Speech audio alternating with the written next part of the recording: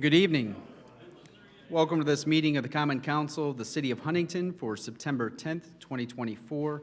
Prior to the beginning of the business meeting, we will have an invocation led by Pastor Zach Working from Hope Rising Church, followed by the Pledge of Allegiance led by Christy McElhenney. All those who wish to participate at this time may rise. Pastor Working.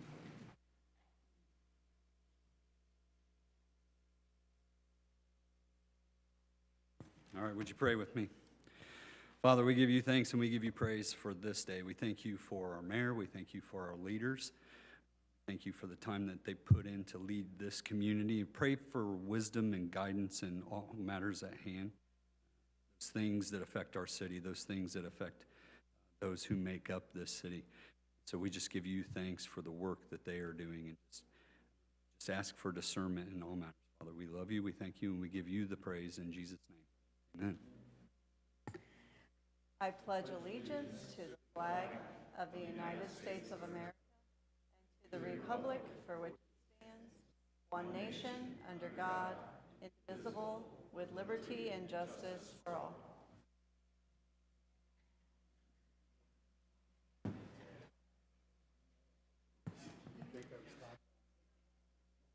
Thank you. And with that, we will call the meeting to order, beginning with a roll call. Christy?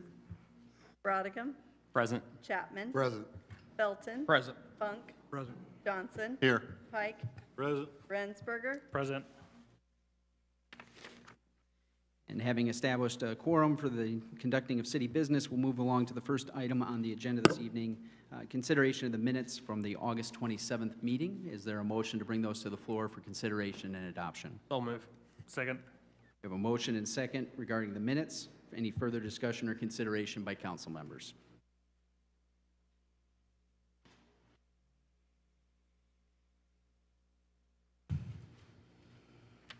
Not hearing any this time, we'll call the question in favor of adoption of the minutes as submitted. Christy? Chapman. Yes. Felton. Yes. Funk. Yes. Johnson. Yes. Pike. Yes. Rensberger. Yes. Brodigan. Yes. Thank you. Moving along to reports from committees, boards, or commissions. Charlie? I have nothing this evening. Thank you. Paul? Nothing here. Dwight? Nothing tonight. PJ? Yes, solid waste met yesterday. We still have not gotten any bids for recycling for the West Park Drive location. So we are moving forward with the recycling out at the landfill location. Stand on that. Todd? Nothing here. Andrew? Nothing. Dave? No. And this evening, we also have Emma working with us, who is Mayor's choice of president for that Viking thing, our Student Advisory Council. Emma, any updates on behalf of Huntington North? Yes, the student council for the city council is currently working to create an agenda to do things for the community, acts of service like volunteering at the meal ministry, volunteering to pick up trash on the side of the road, just things like that to show our love and appreciation for the community. So yeah, that group is going really well so far. Thank you very much. Moving along on the agenda, we have petitions from comments or citizens. Council members, be advised, you do have a letter that you received from a member of the community. You each have a copy of that. Additionally, we have two residents that have who have requested a public meeting appearance, both regarding the topic of DORA. And so the first is Ms. Kelly Finley, who's with us this evening, 228 East Taylor Street here in Huntington. Her comments being read on her behalf, so she doesn't have to come to the podium. I am not in favor of DORA in Huntington. I live in a small town for a reason. If people want big town things, Fort Wayne is close.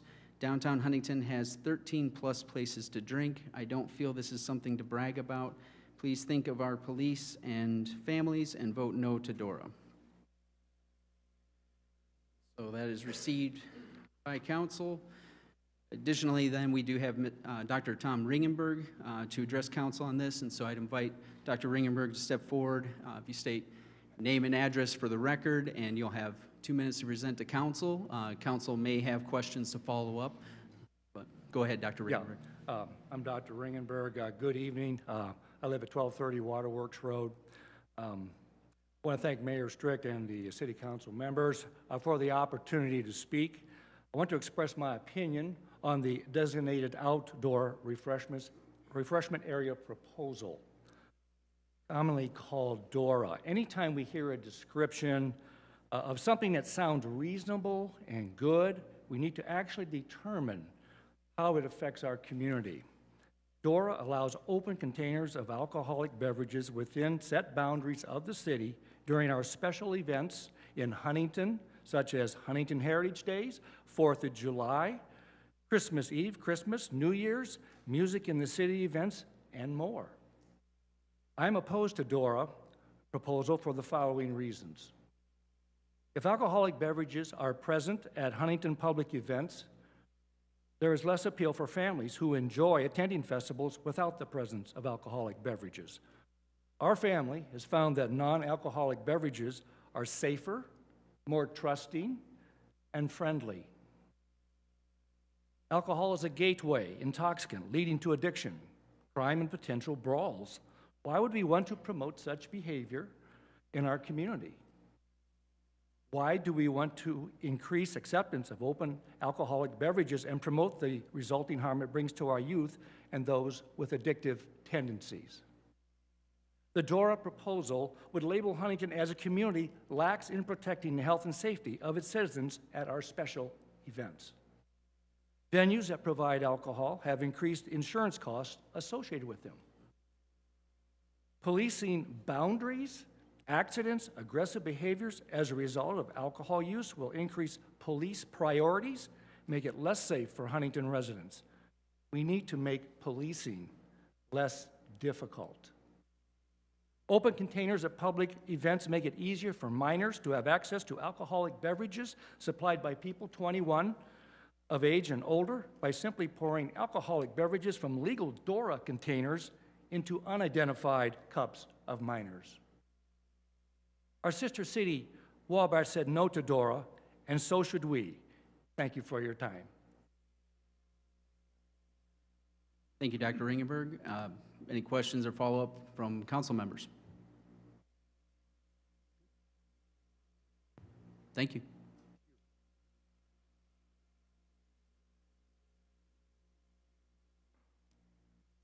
Okay, not aware of any additional petitions or comments from citizens. We'll close that portion of the meeting and move along to old business.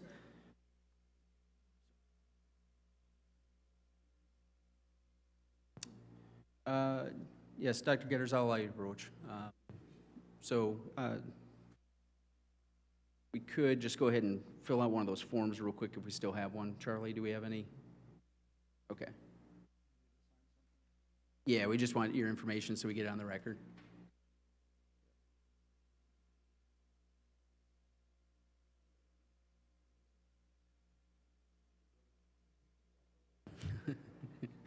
Correct, your real name and your real address.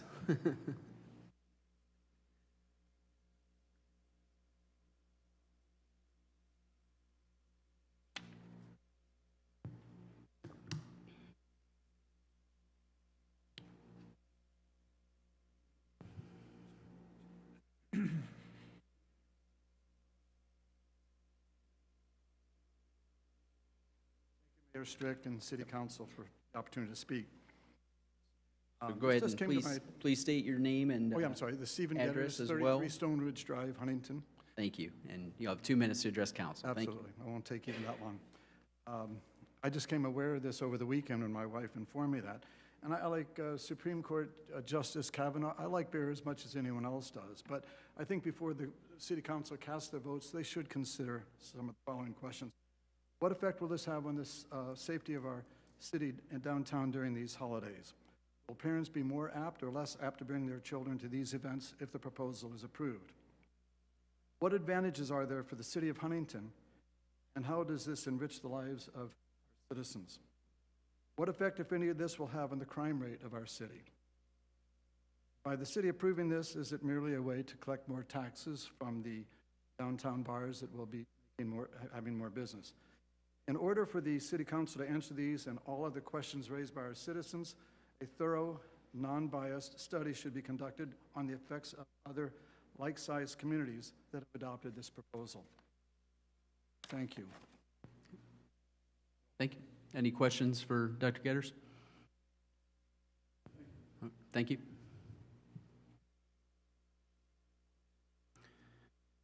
Okay, moving along then on the agenda, under old business, we have first reading of ordinance 9C24. Christie? Ordinance 9C24. This ordinance, if adopted, would establish a designated outdoor refreshment area, DORA, in accordance with IC 7.1-3-31 within the city of Huntington, Indiana. And with that, is there a motion to bring to the floor for consideration on first reading? So move. Do we have a second? Second. We have a motion and second to open discussion and consideration. One item to note, because I have seen several comments from folks of why we're considering this, and it is worth reminding council and the public that the downtown master plan that was completed last fall with a great deal of public input as well as outside consultants did include this as a recommendation for consideration. And so amongst the other items that we looked at, such as golf carts and UTVs and the Riverfront District, we've had subcommittees from council that have been working on that. And so with that, we did have Councilmember Johnson was the chair of this committee, and I welcome he and Charlie to present on that. Eli Gearhart was a community member that was also part of this and may have some comments on this as well. So with that, Todd? Well, so basically, actually, Dr. Ringenberg said what DORA was actually pretty plainly. It was a way to, for people downtown, and just in the downtown area, and just for certain events. Fort Wayne has this, and they have it every day of the week, all the time, and we didn't want to do that. So we didn't want to cause those kinds of problems, so we basically started out with 3 or 4 events, including Heritage Days, because for years we haven't been able to have the beer tent for Heritage Days, and that was always a very popular thing for people to come in and socialize and that type of thing. And then we got with people on the committee were other establishments in the downtown area that gave their opinions on it. There were no negative opinions on it. But basically, it was just a way for people to get together and socialize during some of the events we had downtown. I didn't even consider some of the concerns you guys have, and I'm really glad you stepped up and gave us your concerns so we could know both sides of the story, because when we're going through these committees and everybody's supporting it, all you hear is the stuff, well, yeah, let's do it, and then someone says, well, what about this? It's like, oh, I didn't think about that. So we appreciate you guys coming forward. Between the letters I got and people I've talked to, it gives you a lot more thought as far as, the DORA and how it works. So, but basically, it allowed, there's a DORA cup. The businesses downtown can choose or not to support the DORA. So if they have a sign on the front of their building that says, we support DORA, the people with the open containers are allowed to go in to those establishments. If they don't have that sign, they're not allowed to go in there. So like the party shop, if they don't want to do it, they can say, they can not have a sign up, and the people with the DORA cups can't just go in there and buy candy with their beer or whatever they have in the cup. The establishments, to my understanding, the establishments were still responsible for your concerns about people just it being a drunk fest and getting in bar fights out in the middle of public. The people in the bars are still responsible for serving or not serving people that shouldn't be served. So that was one of the stipulations that was clear on this DORA, that they can't, I mean, if they see someone that's not well, they're not going to give them any more in that cup, okay? The cups are only used for that, and if you don't have one of those cups, you can't come out and go into other buildings with it. You can't just have open beer anywhere. You have to have one of the DORA cups. So that was trying to control the amount of alcohol that was all around and everything else. Charlie, was there anything else that I forgot? No, we, in the committee, we talked about many of these concerns. And yes, the people who attended our committee were either for the DORA or didn't know about it and wanted to learn. And when we explained the parameters of the DORA, they felt more comfortable with it. It's not going to turn Huntington into Mardi Gras on Bourbon Street, okay? We still abide by all the laws of the state of Indiana. So if there's somebody who's drunk and disorderly or driving while intoxicated, they're still going to get arrested. It's still up to the bartenders PJ can verify this, the bartenders hold a bartending license, and part of the responsibility of that license is not to serve somebody who's intoxicated or shows problems with their functionality. So that all still stands. None of that changes because the door exists.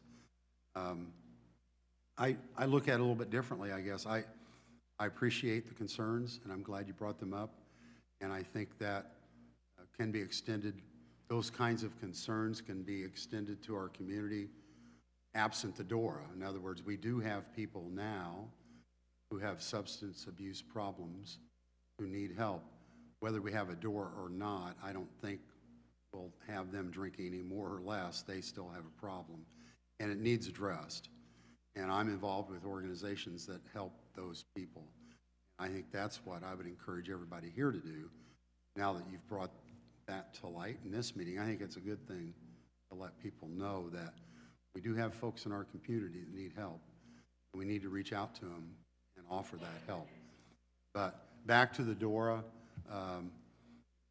The DORA just provides patrons with the ability to move about the DORA area during an event.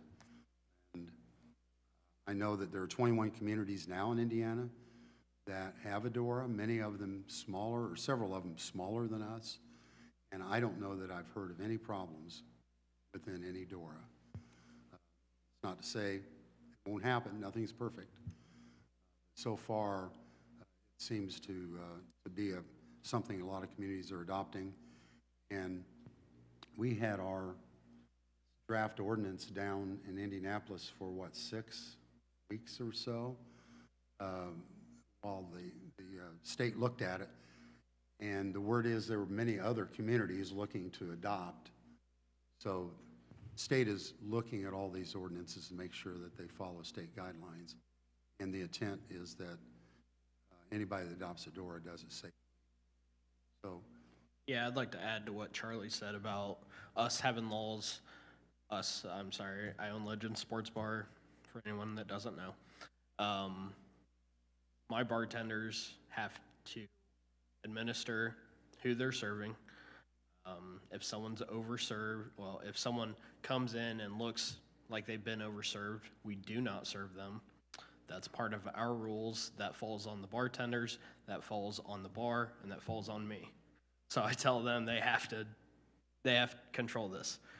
I think DORA would open up a lot more social avenues for people to enjoy the events downtown. I know there's a couple bar owners here tonight. Drinking downtown is more of a social event. It's not to go down there and get belligerent. It's not to go down there and start brawls. Yeah, occasionally you have a fight break out or a discrepancy, but that's not something that happens every weeknight or every weekend or when these events happen. You're going down there to have fun, hang out with your friends, meet new people, and I think this is going to open up a new social avenue. We do have Director Keplinger and Chief Boxell with us this evening as well. As was noted at the last council meeting, Chief is prepared to share some of the results of his communications with other communities that have already established DORAs and the conversations that he's had with their law enforcement. Director Keplinger is available to answer technicalities about the boundaries or the state statute. As Councilman Chapman already noted, Alcohol and Tobacco Commission from the state has reviewed this. Part of the delay in us getting it back, we found out, was that we're one of the communities around the state that is not looking to do this as every Friday night or every Saturday or whatever, but because we're doing it only on specific dates that are subject to additional approval by the Board of Works, they had to think through that a little bit longer. So, Chief, if you can share a little bit of what you discovered in your conversations with other law enforcement around the state.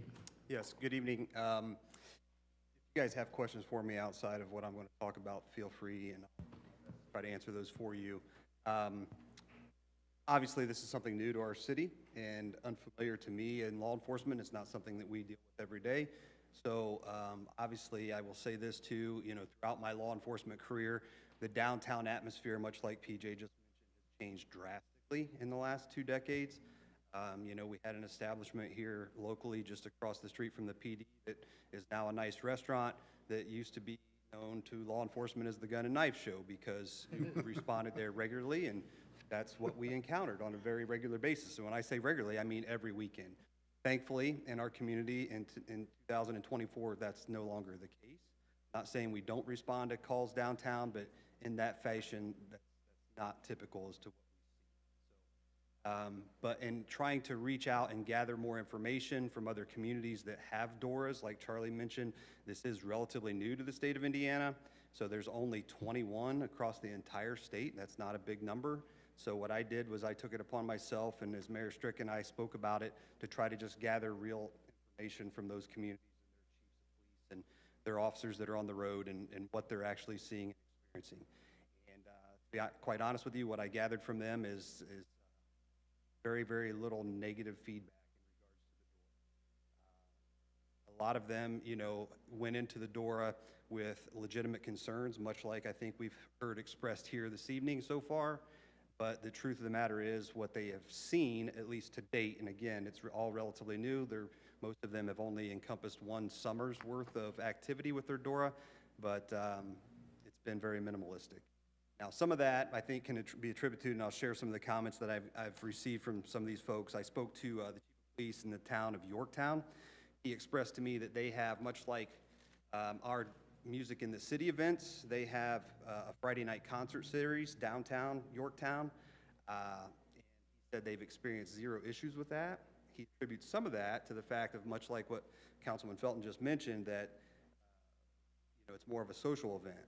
Now, their bar owners, and I'm not giving ideas, I'm just sharing what he shared with me, is that their bar owners went together and they charged $7 for a glass of beer through their DORA. So it kind of helps to eliminate those that are going to go down there and get inebriated and be belligerent, using causing those issues. That's just an idea that he threw out. I also spoke with the chief of police in the town of Batesville, another city with a DORA in effect, and his response to me was that when he spoke to their local excise officers, they were adamantly against it, fearing that it would cause a lot of issues. And went through the process, and from what they've seen by experience now, as their DORA is up and running, they've had very little to no issue whatsoever. I spoke with a colleague of mine, a good friend up in Warsaw. He's the assistant chief of police up there. He said that much like Huntington, they have a lot of downtown events as well. The only concern that they received was from their homeless shelter, and I think we've heard that exact same thing echoed here tonight, that they're fearful of the fact that they have a transition center there in downtown Warsaw where folks come in and try to transition from the substance abuse issues that they're dealing with, much like Councilman Chapman just mentioned. Their concern was that people were outside openly drinking alcohol, which I think can be a legitimate concern as well. I spoke to a sergeant down in Logansport, Indiana. He shared with me that they have not seen any issues.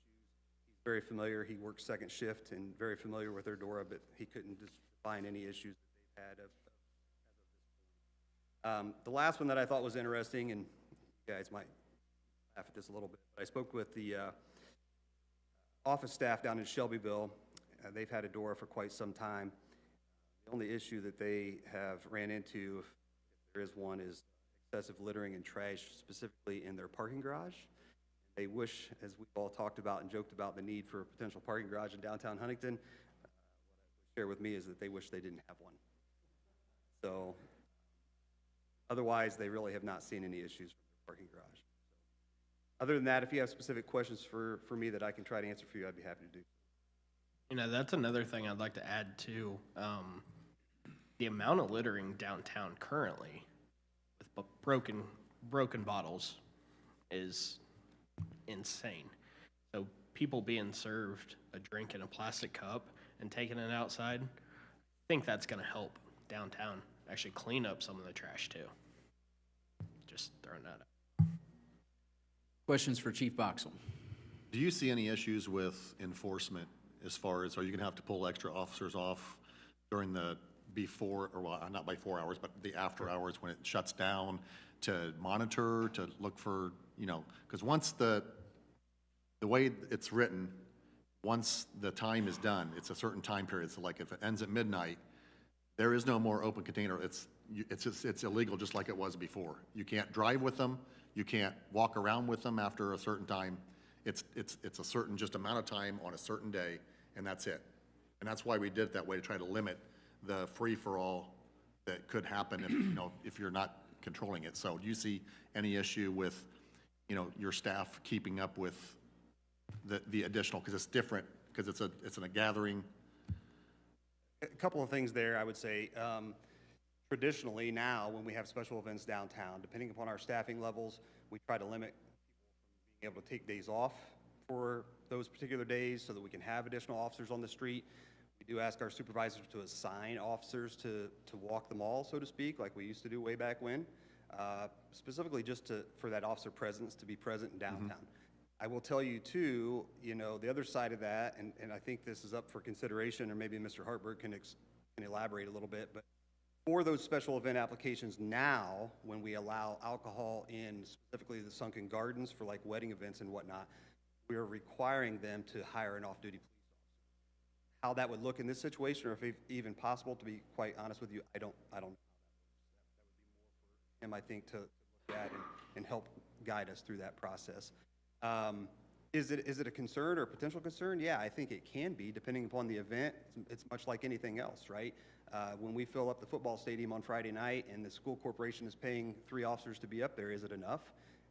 The very first football game of the stadium, or the season, we had to evacuate the stadium, right? Probably wasn't enough because of the weather that came in. You know, it just kind of depends on that situation, and the turnout is obviously a big factor in that. So there was one more point there, I lost it, so if I didn't completely answer that, I'm just trying to figure out every way, because when we, literally, guys, when we went through the meeting, it was all good, everything was smooth, and then people brought their concerns. It's like, you know, I didn't think about that, so, you know, it's something to consider. And I am it kind of bugs me that Dr. Fetters just learned about it a day ago. I mean, if it were up to me, I would table it till the next meeting, just to give more people a chance to say yes or, I mean, we're done for this year as far as doors, so it doesn't matter when we get it done, in my opinion. We're not going to have any events under this right now, so it really isn't nothing going to happen until next year anyway. So I would support, I'm not going to do the motion yet unless anybody shakes their head yes.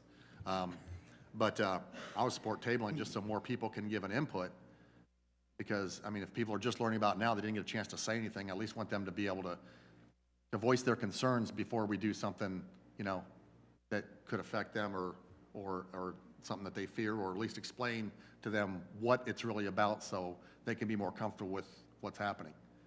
So, do I see any shed shaking? I do remember my one point that I was going to share with you, and I think it's something that worth you guys considering as you speak through that, Todd, and that is, a couple of years ago, the state legislature changed the statute for public intoxication.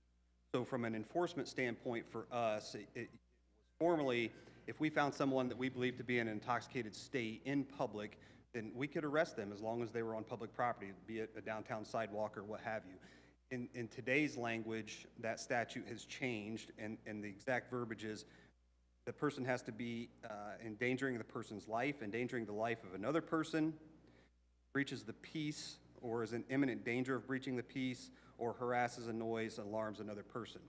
So for us, just because someone is out there in a state of intoxication, right, which some people might find annoying or offensive, that's no longer a jailable offense. So it has to be that they're out in the street. We ask them to get out of the street, and they choose not to do so, and now we're fearful that they're going to get hurt or run over by a car, something along those lines. And obviously, much like PJ mentioned a little bit ago, if they're fighting or belligerent, that certainly changes things in a hurry for us from a law enforcement perspective. But I just wanted you guys to understand that just because someone is out there in public, it should be, you know, they can be walking down State Road 5 on the side of the road and be intoxicated, as long as unless we can prove that they're going to endanger themselves by walking out in the middle of the highway and getting struck, there's really no enforcement action that can be taken on our part. Okay. Yeah. changed a little bit recently. Makes it a so little harder. It does, it makes it a little harder, but I just want people to be clear on that because I think it's something for you guys to consider. Thank you. You're welcome. I guess my main concern is, a couple months ago, we shot down a golf cart ordinance because one of the reasons was you didn't have enough officers maybe to patrol that or watch them or this, that, or the other. And I agree 100% with Dr. Ringenberger. What's to prevent somebody from getting a cup and going out and giving it to a kid, you know, or a guy getting a cup and going out to his car and just keeps filling it up all night long. Right. Out of the trunk of his car, you know. And I think you're absolutely right. I think that there's that real possibility. And I asked those specific questions to the other communities that I spoke to, and none of them have seen that. I'm not going to tell you that that's not a possibility, though, Dave. I think you got a legitimate concern. They But just you haven't don't have the experienced that yet. officers to be downtown patrolling Right. all the time. I mean, And I think- I love the Heritage Days, and last time they had it over to the Wise Guys. That was fantastic, you know, I mean, it was a roped area. Everybody was corralled in there, you know. Right. And there wasn't any trouble. But when you get a bunch of people drinking beer, walking all over town, it's not like you're in Fort Wayne where there's something to do, you know, like riverfront and all that stuff, you know. It's just, especially the car show, I've got cars. A gentleman out here in the audience has cars. We don't want a bunch of people down there with slopping beer all over them and stuff. You know, it just, on family things should be family things without somebody sitting beside me. And don't get me wrong, I drink beer as much as anybody. But don't get me, it's just, when you go to a family thing and have some guy sitting there drinking beer beside you, you know, when you go out like the concert or something like this, it's just, you know, I can't think that it's good for the community. And you guys might recall, but Music in the City last year tried to allow alcohol. They allowed alcohol at all their events, and we supplied an off-duty police officer for those. And you know, my understanding in speaking with those that were sponsoring the alcohol at those events, that it just wasn't profitable, so they chose not to do it. So this year, that's not been an option. If I go rent a pal for a birthday party, I've got to hire a bartender, I think maybe a police officer also. Correct. Have that, you know, Correct. and just a little pal building out there. This way, we got people running loose every place. It's just, and the kids are so accessible to it with, what's going to prevent me from getting a cup, and that's all I need, you know, it's just. With that being said, what's different if a kid's downtown and he wants to drink and he has a buddy, they're going to go to the liquor store and buy a case of beer and they're going to drink. How are we going to stop that? Like at home. But what I'm saying is people that are going downtown to have a social event, they're doing it and we are responsible for them. Yes, we can't control what happens outside our door per se, but people talk. It's Huntington. If someone comes in and says, hey, this person gave so-and-so a beer outside, obviously, we're not going to serve them. We're not going to continue doing that. I mean, that's our rules. We have laws to abide by as well.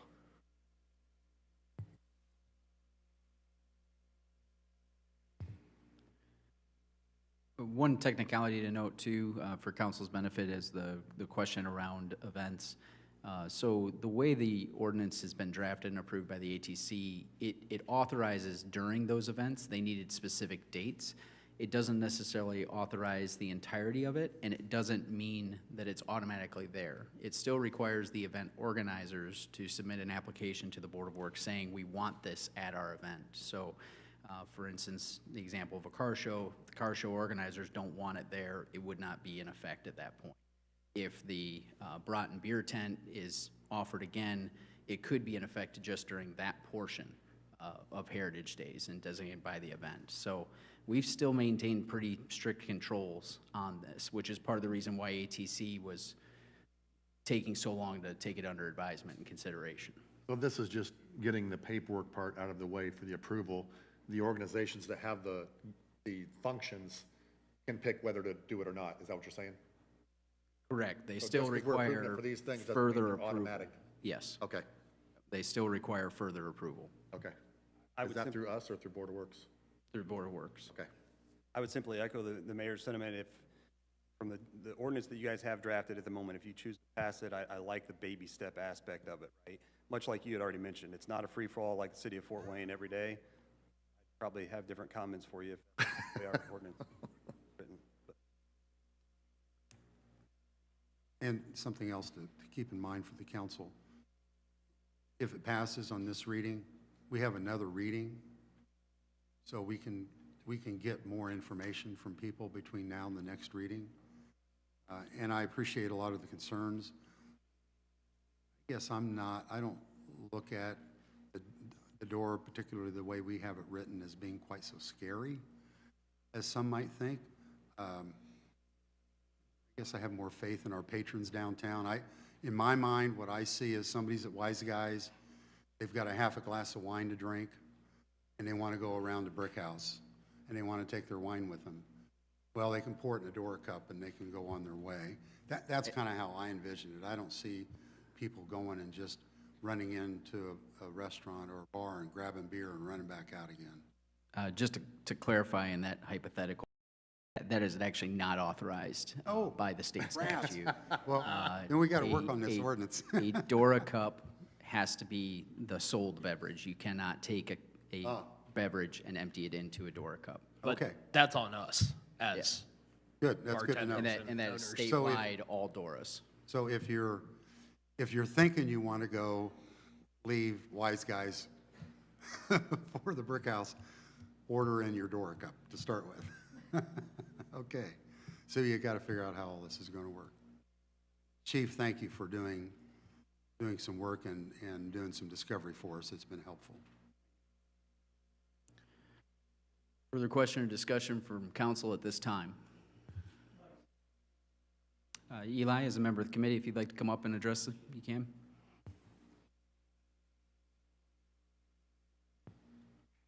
If you go ahead and state your name and address for the benefit of the public record and your relationship with the committee. My name's Eli Gerhart. I live at 6175 West, 465 North, Huntington. I was on the committee for something to try to get this approved or not approved for everyone to look at it and say the good and the bad. Because if it was something that was going to be bad and bad for our business, I own Wise Guys, the old Feidelberg, so I wouldn't want to do it. It's going to harm, there's not a lot of money in any of these bars or restaurants. If it's going to harm someone, I'm not for it. If it might put a few dollars in some of our pockets and I can keep my business open and pay my bills and pay my taxes and keep the lights on, then sure. I mean, it's something I like to do. I was born here, raised here, and growing up, I always enjoyed the beer tents. It was fun. I never saw anything too crazy happen. I never went to jail. I've never gotten a DUI, so I can be a responsible adult. I think a lot of other people can too. It's probably, a lot of people say it's Huntington, and this is Huntington. It's only going to be a few events a year. There is nothing that's ever going to happen, I don't think in my lifetime, drastically going to have 10,000 people come downtown and completely destroy the place or litter it up. I think a few years ago there was an incident where someone stabbed somebody at the carnival. So there's something can happen at any time. That person wasn't drunk, just crazy teenager. I feel like I want to see this town grow, and I get a lot of doubts the older I get. But it seems like this town has turned into, everything is what if. What if this happens? What if that happens? I put something on Facebook the other day just because I was getting a lot of negative comments. I'm sure we all like to go to Florida, but why do they put bars on the beach? I mean, what stops somebody from just drinking and walking out into the ocean and drowning? Well, it's common sense. You hear a train coming and feel like you want to get close to it, you have bigger problems than the Dora in my mind. But as Corey was saying, right now, we can get a permit to have alcohol wherever we want as long as it's approved. So if our back parking lot wasn't big enough, which we had a great event, no one was hurt, no one was harmed, we got so many comments, people saying, thank you for doing this, thank you for doing that. I didn't see any of them go to jail, I didn't see any trouble, they had a great time, and it was something for people in this town to do, which is few and far between. But Corey brought that up, you know, about the permits. We will keep having a beer tent in our back, even if the door doesn't get approved. And if the door does get approved, I think it just makes it easier.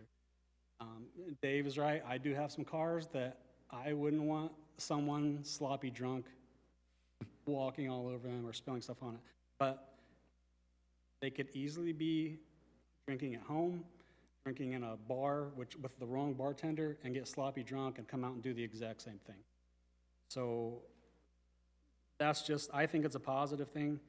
I think the price we all stick to the same price for domestic beer, for craft beer, and I think that will stop a lot of people, from coming down and binge drinking. You know, you can't have happy hour, you know, during something like that, and people are drinking $2 beers. I mean, it's a problem. And one thing I would like to know is the people that are against it, and there were some things that I heard today, like you did, that, you know, I didn't think of, but are they coming to the events downtown anyway? Are they coming to the concerts? Are they coming to the beer tent? Are they doing things that, you know, what's going to make our downtown busy again? I know we're going to have literature and signage. Something else that Marissa brought up was like at an event, when you walk outside, if you have a beer, you have to dump it out before you leave. I know it would be super hard to monitor the big area that we have, you know, labeled out now that you got to dump it out. But I think something like that would be in the literature. You can't leave this designated area without drink it or dump it out. That's you know, how it works. And in all reality, if you do it and there's a problem, we don't do it anymore. I think it's a negative thing not to let it happen. Over the years, I've lost a lot of friends to a lot of different things.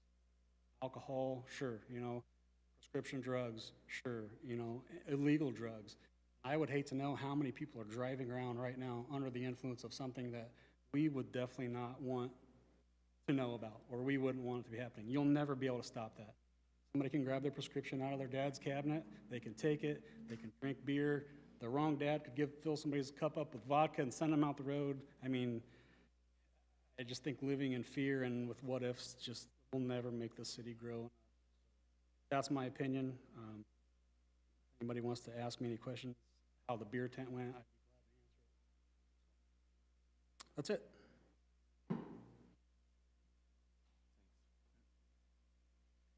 Eli, thanks for your time too, volunteering on the committee. Appreciate it. Further question or discussion by council at this time? I would like to make a motion to, and you guys don't have a second if you don't want to table the first vote till the next meeting, just for a couple more weeks for people that didn't know about it. Because honestly, it's not going to be is there any more events, Eli, this year that we can do it for?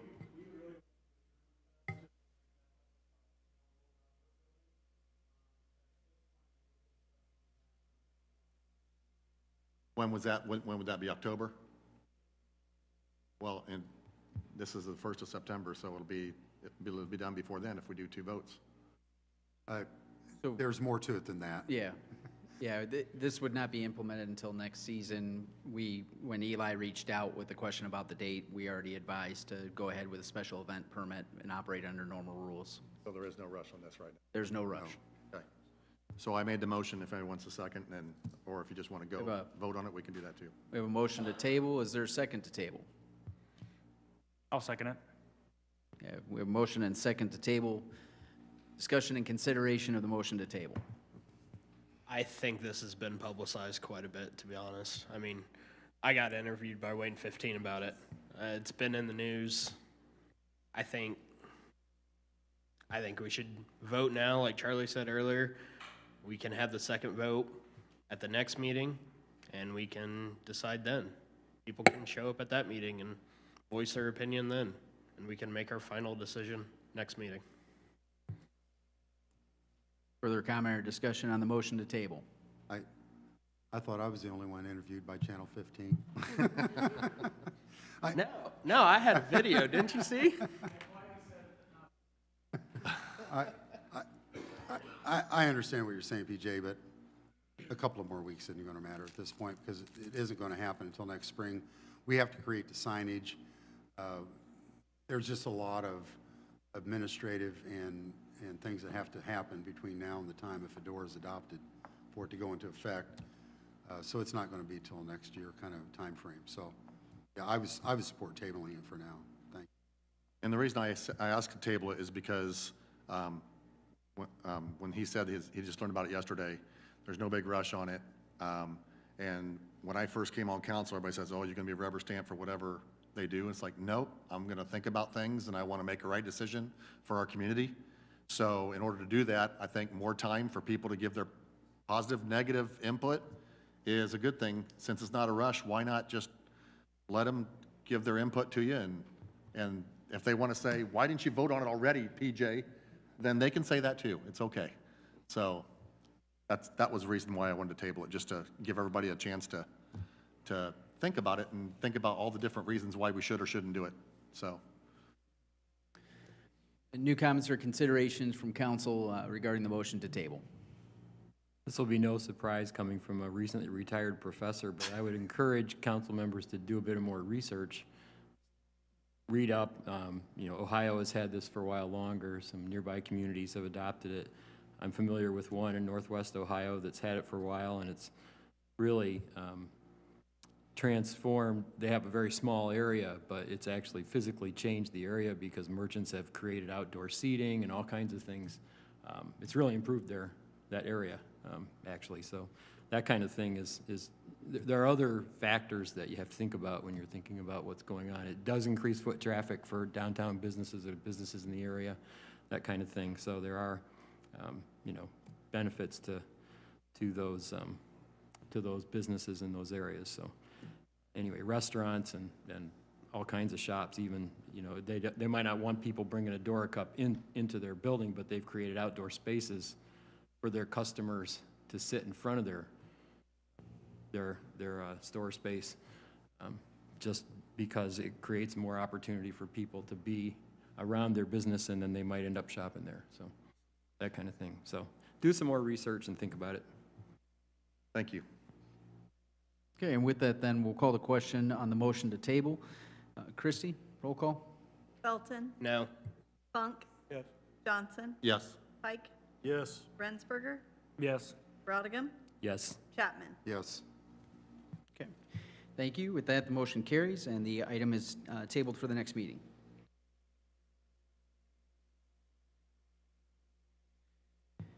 Moving along the agenda, then, we have second and final reading of Ordinance 13C24. Christie. Ordinance 13C24. This ordinance, if adopted, would provide additional funding to the landfill lease rental bond fund, unappropriated 3318001403 for $1,000. We have a motion and second to bring Ordinance 13C24 to the floor for consideration and adoption on second and final reading. So moved. Second. We have a motion and second. Further consideration and discussion.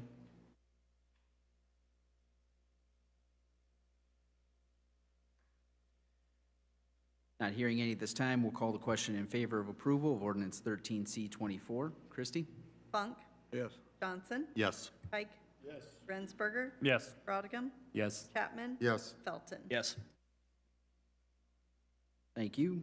Moving on to consideration of new business. We have first and final reading of Resolution 13R24. Christie?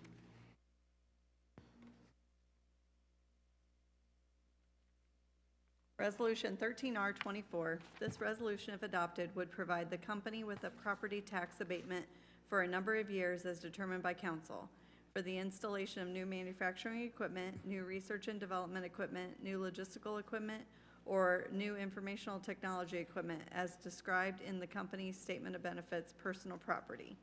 and the company is Huntington Sheet Metal. And council will note that we do have 3 items here, all pertaining to Huntington Sheet Metal. With that in mind, we will be considering each one separately and independently. With that, is there a motion to allow first and final reading of Resolution 13R24? So move. Second. I have a motion and second. With us tonight, we have HQ Director Mark Wickersham, as well as CEO of Huntington Sheet Metal, Dan Drummond. And so would invite either and both of you to come forward and present briefly to council.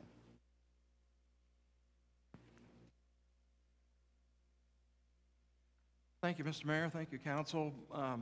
I think my comments are basically to say to council and to the general public and express on behalf of our agency, Councilman Johnson and Mayor Strick both serve on our board of directors. I want to thank the Drummond for their willingness to continue to be one of our best corporate citizens, to continue to invest in our community. Tax abatement in general, I know the council's well aware of how this works. For the community at large that may have an interest, it's just good to remember that the requests that you're considering tonight do not affect the current tax liability of the company. The company is a very significant taxpayer in our community, property taxes and other, and those liabilities continue unaffected by the abatement requests that you this evening. Property tax abatement is also sometimes referred to as property tax phase-in, because what we're in effect doing is gradually phasing in the tax liability that they will pay associated with the investment. And I laid on your desks a model, a software model that illustrates similar types of investments with similar assumptions with tax rates. I don't have the ability to do the circuit breaker, so it's calculated at 3%. But you can see over the years of similar investment that, in fact, you are going to be receiving new tax revenues. Tax abatement is not a budgetary outlay from the taxpayers. There's no cash or check or anything like that from the city to the company. It's simply a discount and a phase-in of their tax liabilities. And as those liabilities become increasing over the life of the abatement, the value of the benefit drops as well. And on another thing that I think is interesting and important to remember is that throughout the life of the abatement, the company is required, if approved, to file a Form CF1 in compliance every year following that first abatement discussion. So every year you'll get a chance to ask questions about, how's the project going? Did it do what it was supposed to do? Have you made the investment? Have you been able to find the jobs that you were talking about? And so on and so forth. So there's a very, very good follow-up process as well that keeps everybody engaged so we know what's going on in the process. Again, Mr. Drummond and Mrs. Drummond are here this evening. If you have specific questions about the company itself, you want to add to the discussion, but thank you.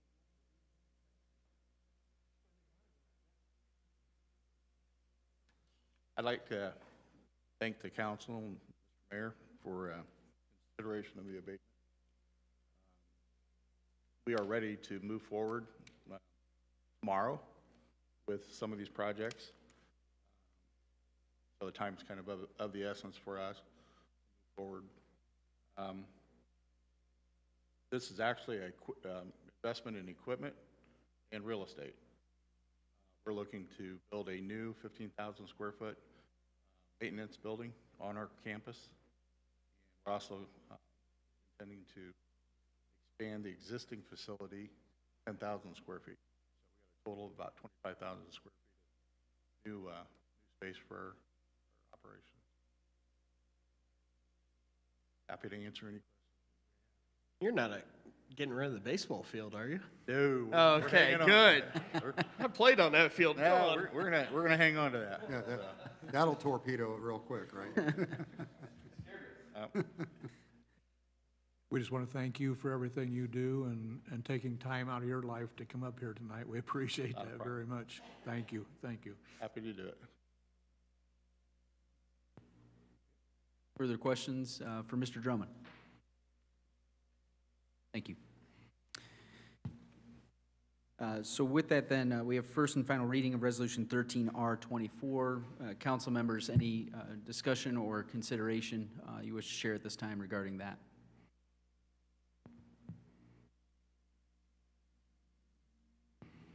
Okay, not hearing any at this time, we'll call the question in favor of approval on first and final reading of Resolution 13R24.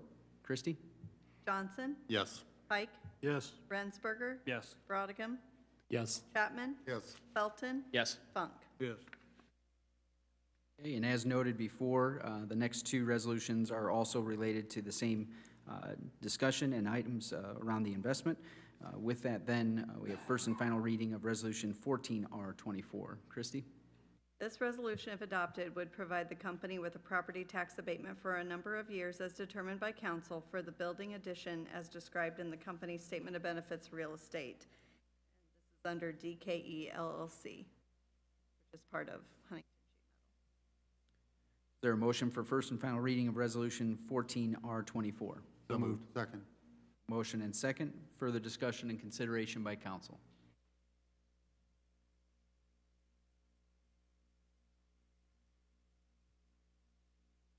Not hearing any at this time, we'll call the question in favor of approval on first and final reading of Resolution 14R24. Christie? Pike? Yes. Rensberger? Yes. Brottigam? Yes. Chapman? Yes. Felton? Yes. Funk? Yes. Johnson? Yes. Thank you. And with that, then, do we have first and final reading of Resolution 15R24. Christie?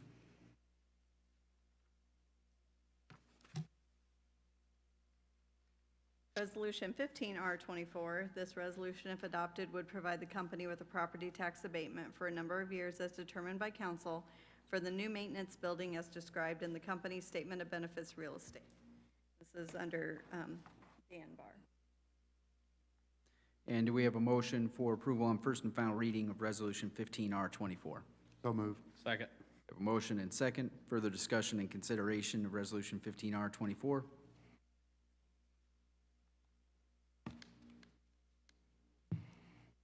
Not hearing any at this time, we'll call the question in favor of approval on first and final reading of Resolution 15R24. Christie? Rensberger? Yes. Brottigam? Yes. Chapman? Yes. Felton? Yes. Funk? Yes. Johnson? Yes. Pike? Yes. Thank you. Thank you, Dan. Thanks, Mark. Moving along in the agenda, under miscellaneous, first item is the August monthly budget reports and financials. Christie?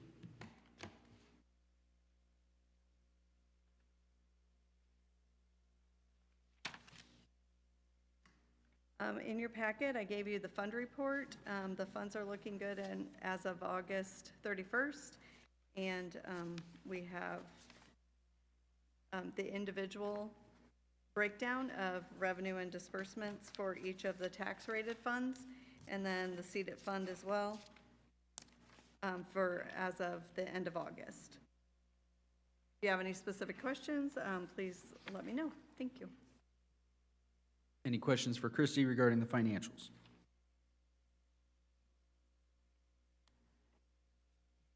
Okay. Before we move into budget department presentations, wanted to just note for council's benefit, of course, that this evening is a presentation. You're welcome to ask questions of the department heads as they come up to present their portions of the city's budget for 2025. With this budget proposal, we also recognize that there's some work that needs done on that, and so we invite council's oversight and input into that process as we move forward with it.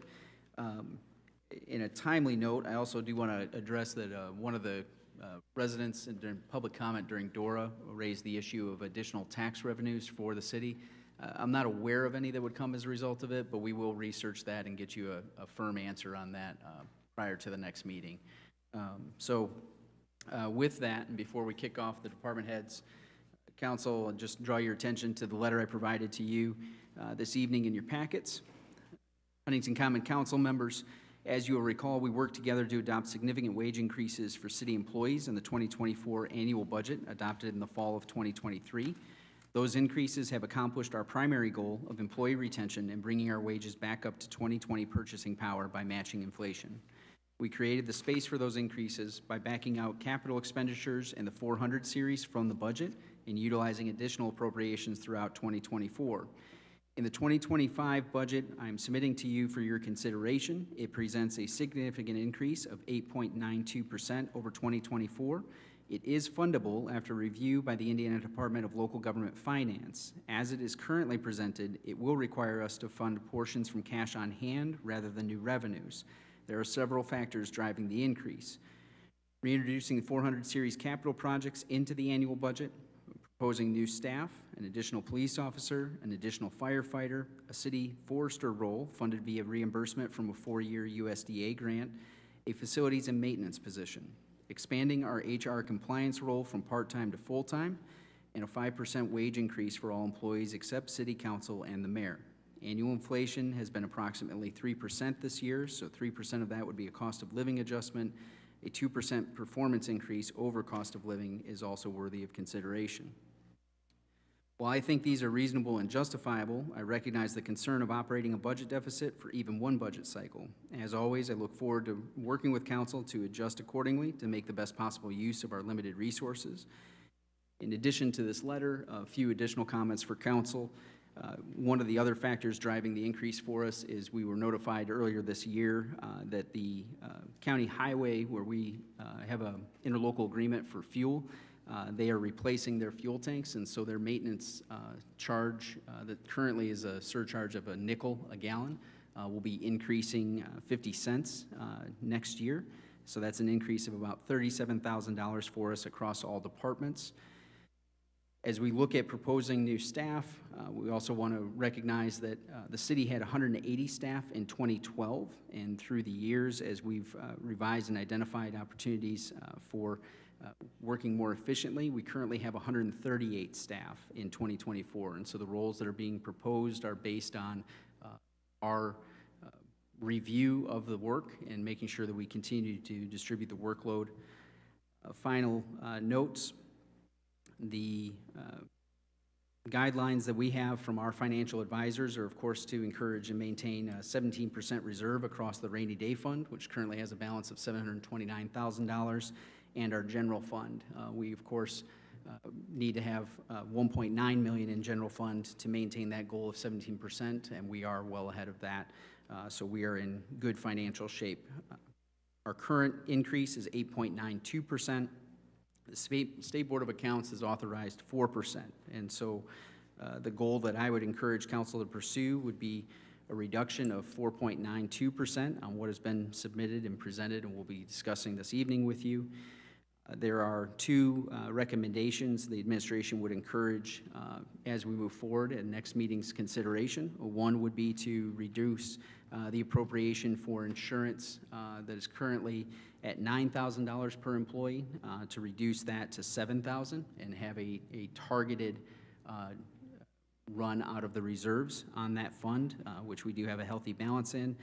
That would generate about $248,000 in savings in the budget. And then the new park capital increases, we do have the discretion to fund those from a line item in CEDAT, the CEDAT plan that's already been authorized by council, and I would encourage that. That is about a $160,000 shift from the park's property tax levy to CEDAT, which is funded by income tax. That leaves about 1% still for us to figure out over the course of the remaining weeks, so the target being about $100,000 on that. And so with that long-winded introduction, we'll move along to presentation by department heads, and unless there's initial questions by council on the letter that I've read into the record.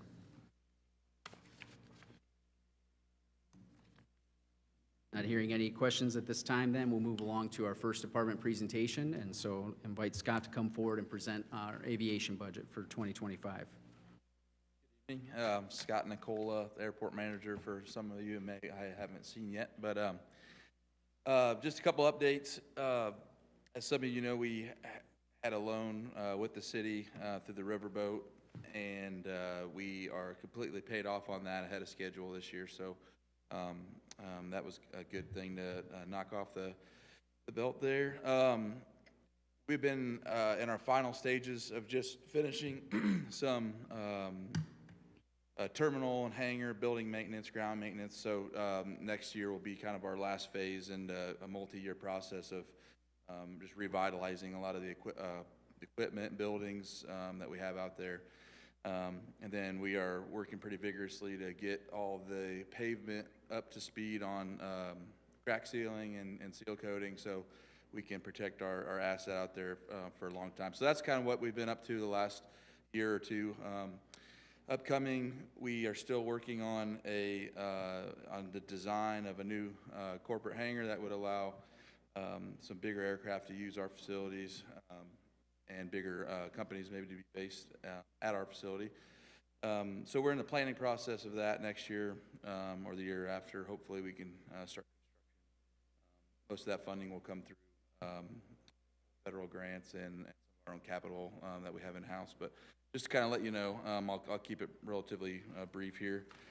As far as the budget goes, the 200 series, which is, of course, supplies and consumables, we were just up $700 or 5%.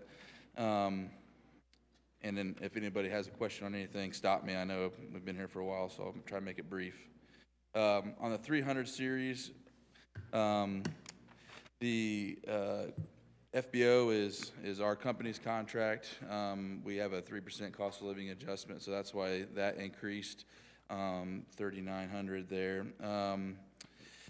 There was a couple of shifts. We increased $6,000 in the building repair fund, but we reduced $7,500 in grounds maintenance, just as we finished a couple of projects along the grounds and moving some money to more building maintenance and things like that. We got one last year of recoating some of the floors, so that's some of the shift there. But overall, we are $8,543 increase from last year, which is, I think, 2.9%. We've been doing a pretty good job the last few years of really keeping our budget increases below even inflation. So hopefully we're spending the taxpayers' money wisely. And then on the 400 series, we had used that in the past for repayment of the riverboat loan and some asset upgrades that we have had scheduled. So since we've had the riverboat loan paid off this year, we just consolidated those to asset upgrades, as we'll need to replace for 2025, we're going to replace, or we have to install some new lighting that we haven't had for 4 or 5 years along the runway. And then the other part would be to update the terminal entrance building to accommodate for that new corporate hangar that would be off to the side of the terminal. So those are we didn't increase anything in the 400 series, we just shifted it to accommodate for those projects. So pretty much it. If anybody has any questions, I can answer anything about the airport or anything along those lines. For the FAA grants, are those for big ticket items like the hangar, or can you include some of these asset upgrades in with that? We wouldn't be able to. Most of that, like the FAA grant money has a order of importance, and it usually starts with like safety items first. So it'd be like runway projects, fuel farm projects, and then they would go to more discretionary funds, and this would be considered to be you wouldn't be able to even apply for like upgrading our own our own city's asset, for FAA reimbursement. It would all have to be more of safety of flight type of thing, or we can't even ask for the airport improvement funds for like a hangar or anything. That is all more of a discretionary fund. So we have a couple other channels that we can use some money from the infrastructure bill that was passed several years ago to help fund some of these discretionary items. but we can't include it into our normal airport improvement plan. We look 5 and 10 years out and how we're going to prioritize federal funds, so. Thank you. Thank you very much. Further questions for Scott? Thank you, Scott.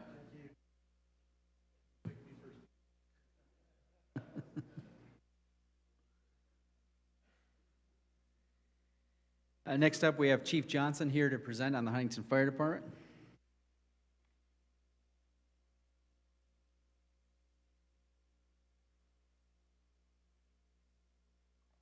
Good evening. Just going to kind of highlight the increases in the 2025 budget that we have with the fire department.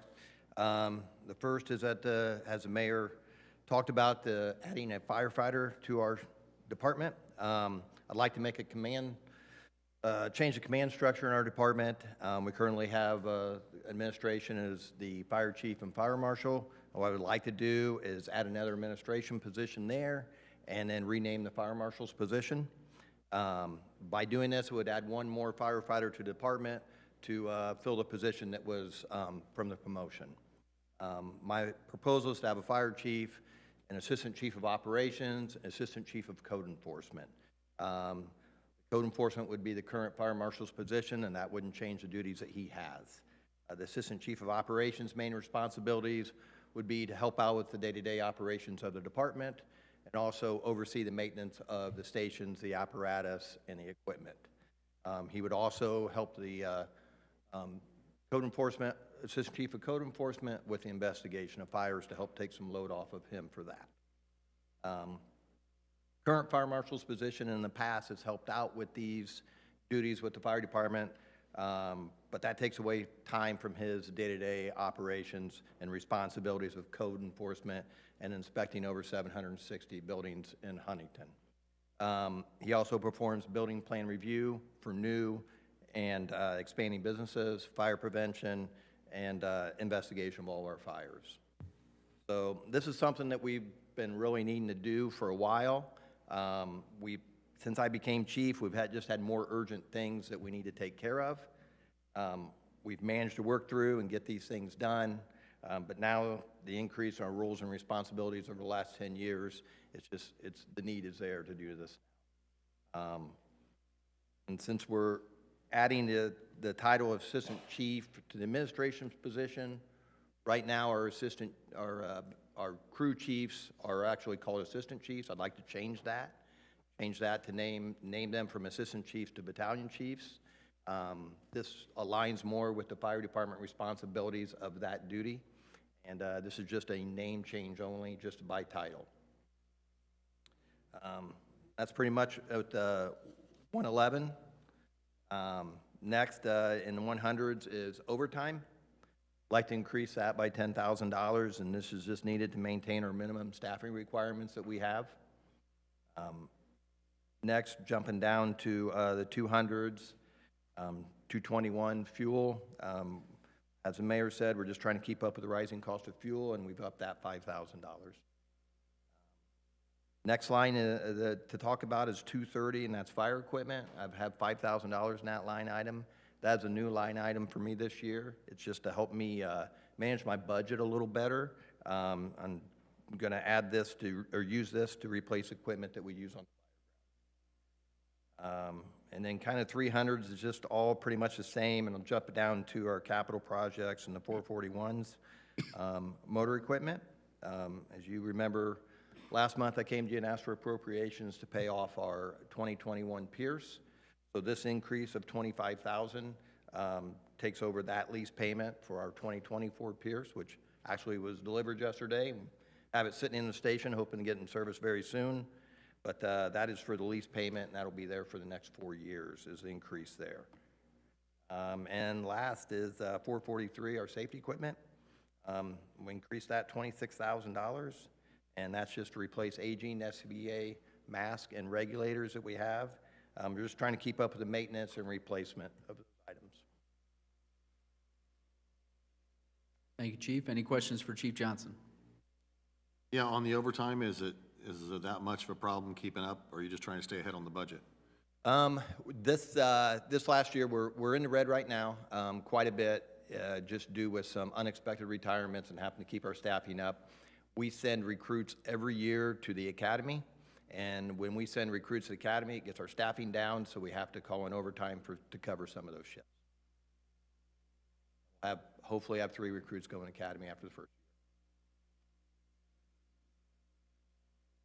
Further questions for Chief Johnson?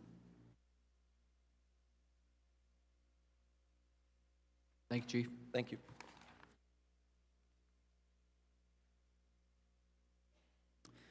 Next up, we have Director Adam Cuttress to present on engineering, City Hall, and the landfill.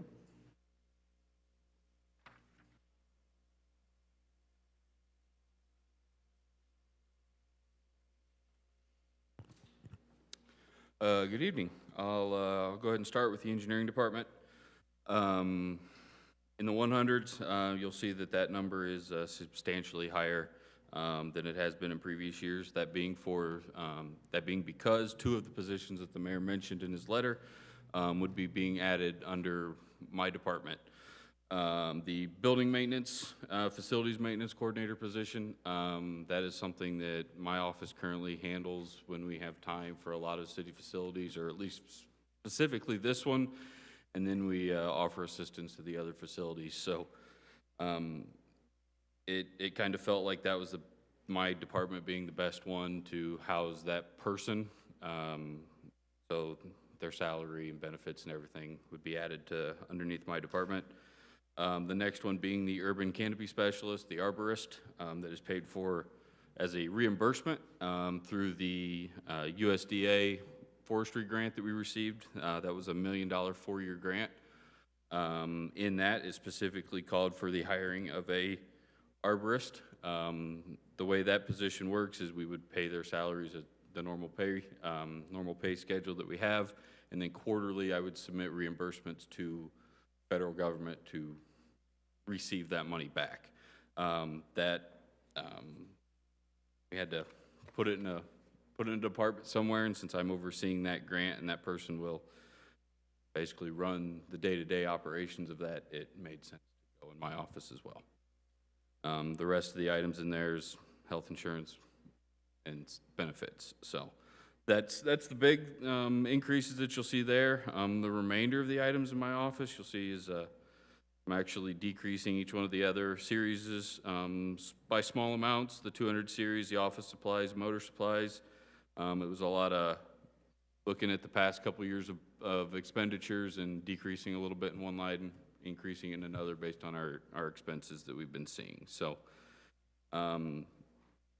similar goes for the 300 series, the telephone. That's our cell phones, our mobile internet services that we have for our equipment in our office. The biggest increase that you see is under our copier and credit card. That covers the lease of our office printer as well as our big plan plotter. Those are both on leases, so that's where all that goes. And then you do have a decrease under subs and dues. As we've worked to refine everything, we've noticed we haven't been spending everything in the subs and dues line, so went ahead and cut that down to a spot where we thought it was sufficient. Under the 400 series, other equipment and computer, the dollar amounts needed to replace equipment in our office and computers. So we did cut it back a little bit based on what I foresee our needs being this year. We don't need, we got all of our computers on a one computer rotation a year, so we replace one a year instead of having to replace multiple to try to keep that dollar amount at a reasonable number. So in the engineering department, all of the increases were under the salaries and benefits. Happy to answer any questions on the engineering department.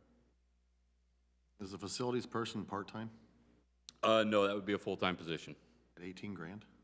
So if you'll remember, my office is, being that it serves, it assists with all the departments, we're one of a few budgets that's split third between Okay. a third general, a third water, and a third sewer. So you're seeing the general fund portion.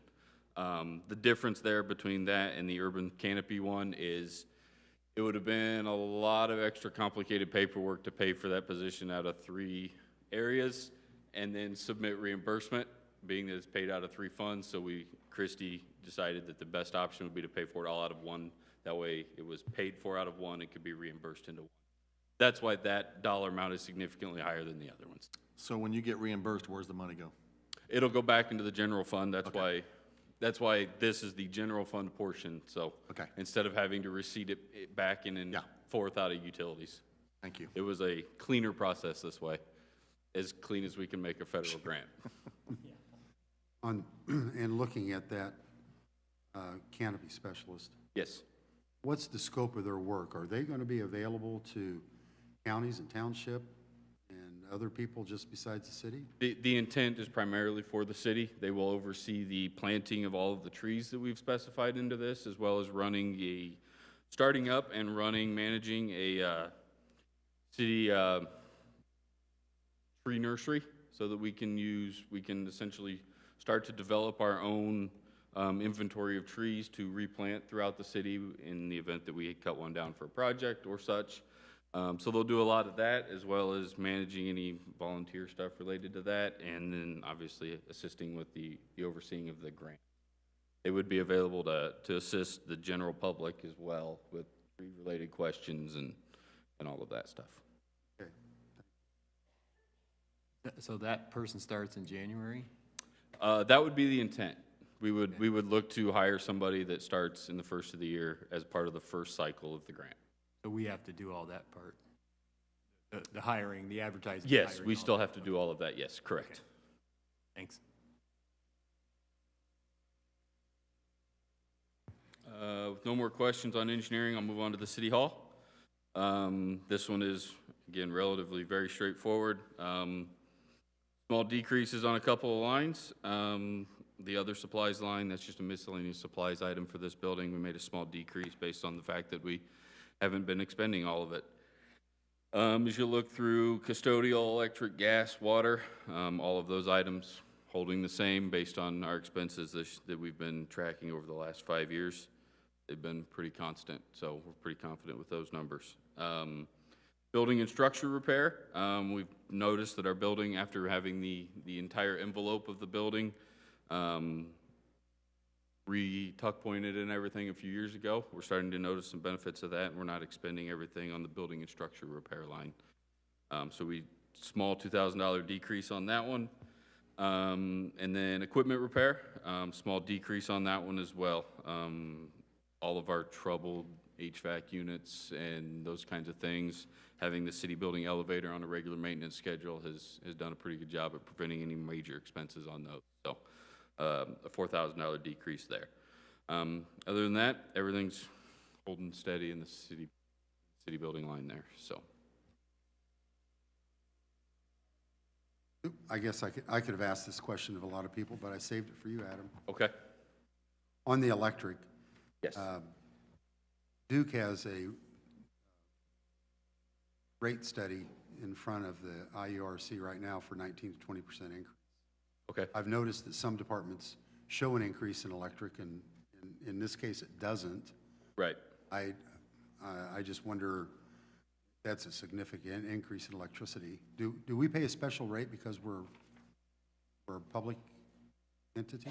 That is a question I can't answer. I don't know, Charlie. Not to my knowledge. Oh, they're not? No. Oh, rats.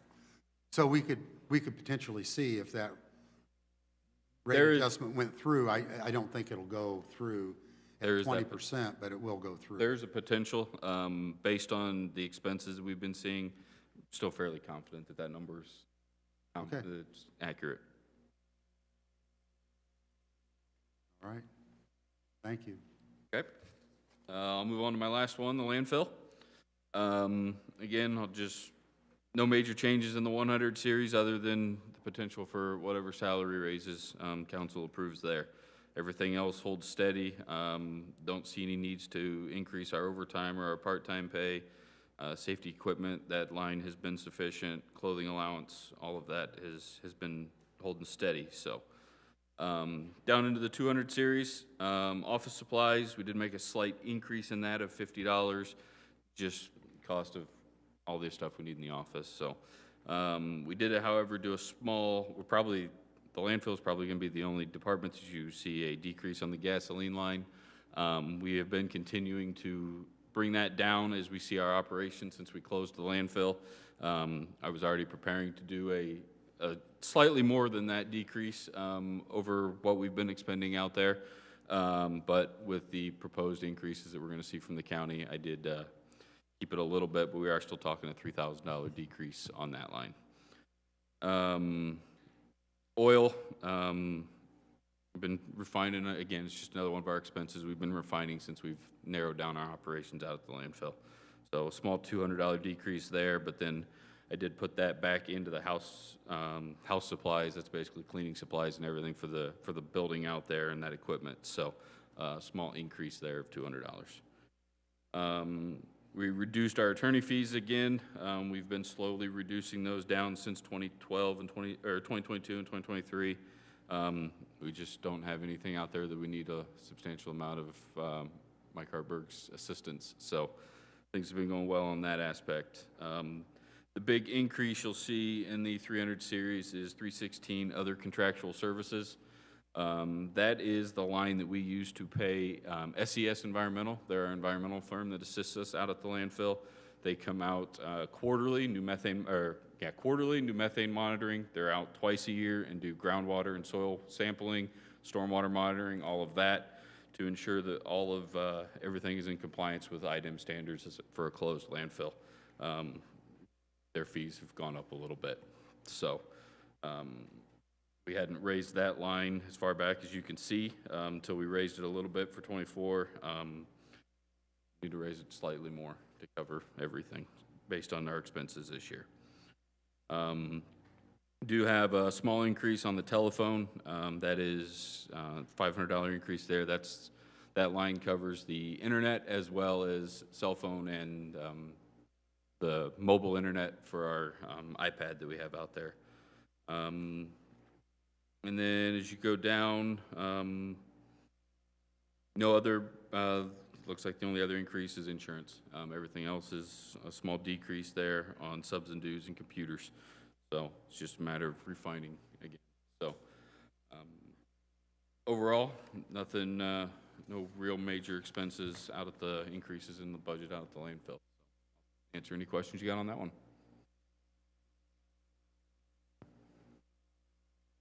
Okay, thank you.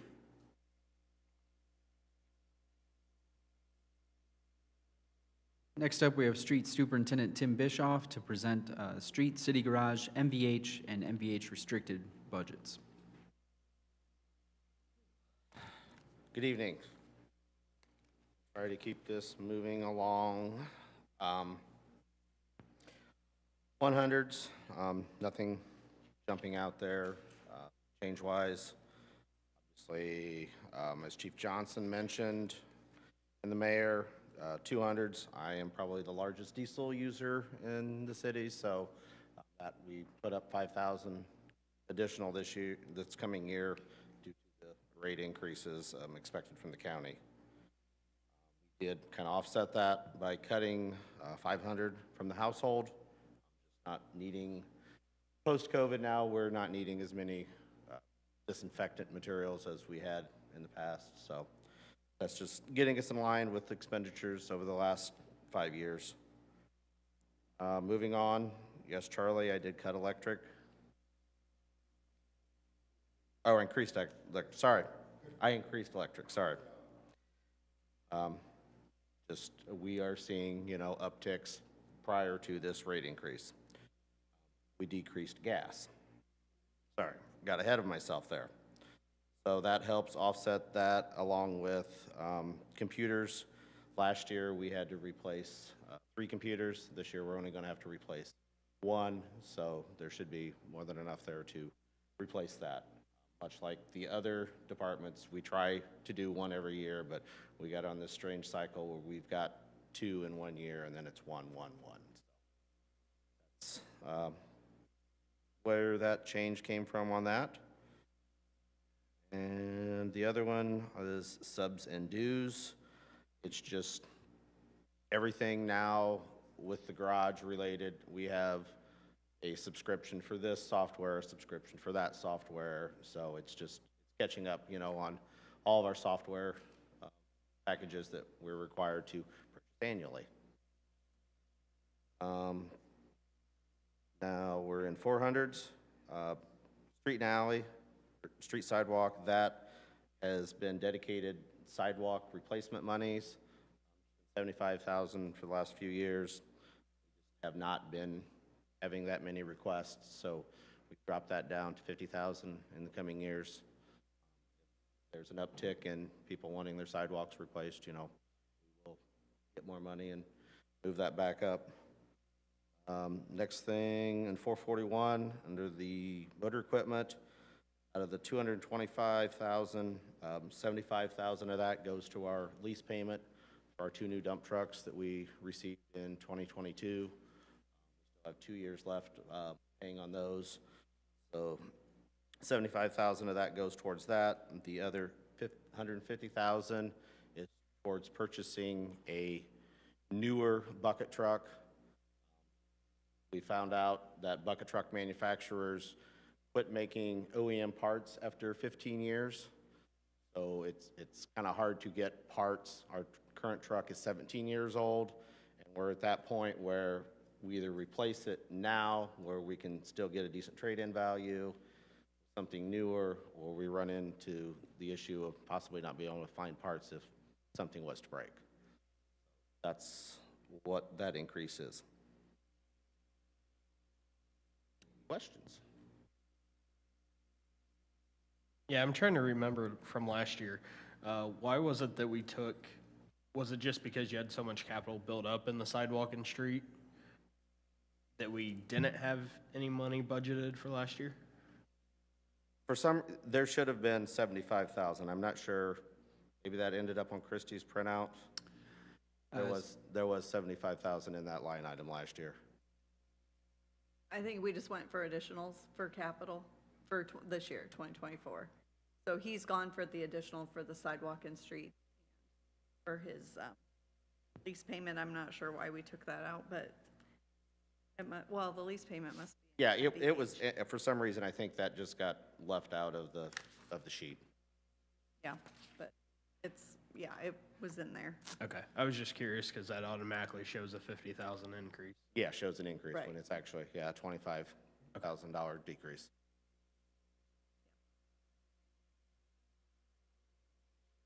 All right, next one is city garage. Nothing out of the ordinary in the 100s, changes in the 200s, 300s. I did decrease electric, only $500. So we had a $500 savings there, and then water up $300. Only 300s. There are no outlays this year in the 400 series. Questions?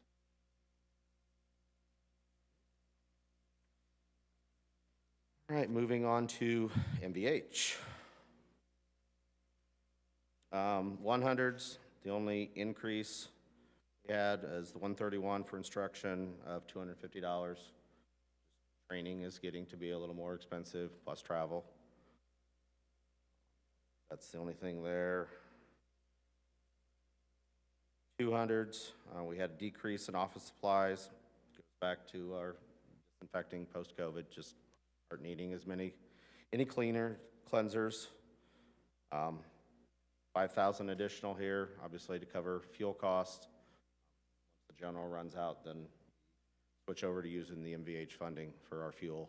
So increases in both budget lines for that.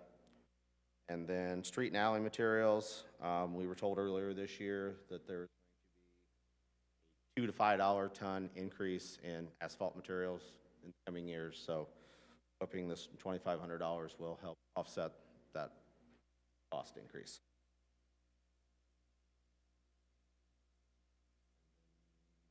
Nothing in the 300s. 400s, is a $45,000 line item to replace our hot box, the 2005. An older unit, it's getting cantankerous, and we got to keep the asphalt hot, so something that needs replaced due to age. Questions? Restricted, MVH. Same synopsis here on, instruction, just, costs are going up for training. Street and alley materials, same reasoning for that 2,000 increase, just material costs are going to be going up next year. There is just the smaller, there is the smaller 15.5 outlay just in 441 that's just there in case something pops up that, we need money without coming for an additional. So that is all for the restricted fund. Christie also threw in LR&S for me also, which isn't, it is what it is. We budget, 150,000 every year out of LR&S just because that's what we get from the state, and we use it for alley paving, purchasing salt.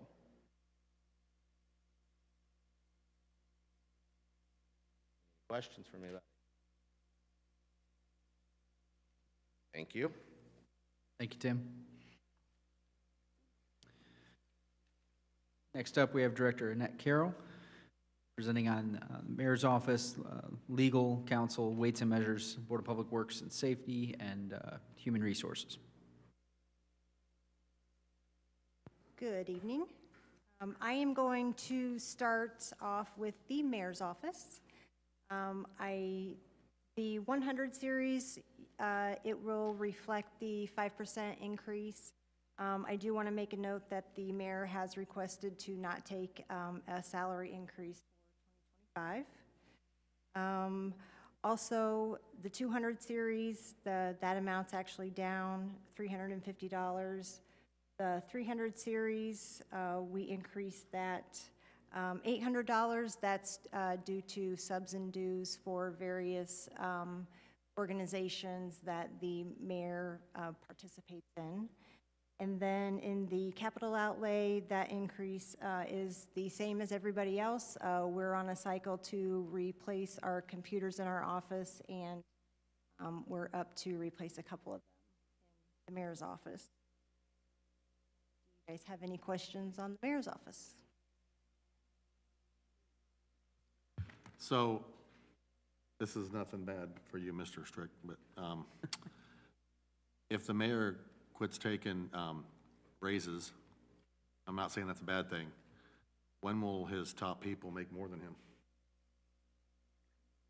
I think we already have some Yeah, city you're employees there. that are better compensated than the mayor. Higher compensated. All right, just asking because I've had people make remarks to me about that. So, just wondered when that would happen. Because it was, what, 4 years in a row you didn't take any either? Correct, yeah. For my practice in submitting to council, it's been tied to the election cycle rather than adopting my own or encouraging my own benefit. No, I agree with you, Todd. Right now, between the operations manager and the mayor, there's a 6.5% difference. And I know it's an admirable thing to do, but at some point, it's kind of getting things out of balance. And I noticed that the mayors in Columbia City and Wabash are currently over $10,000 more than our mayor. Kendallville's $15,000 more. Now you can find people that are under, but I guess as a practice, not giving the mayor a raise, I know that's something that I think we might want to think about. It messes up the overall budget because as presented, we're within 1%. And if we were to provide that raise, that's going to push us out of that a little bit. But yes, I'm concerned that we continue to do that. I mean, if the mayor wants to donate it back to charity or something, that's fine, but I don't think we should. Some council down the road, when we're not here, is going to wonder what in the heck happened back in the 2020s. So that's just my 2 cents for the council. I would like to see the mayor get the same raise. We not taking a raise, I'm fine with that. But the mayor has to live on that income. That's a salary.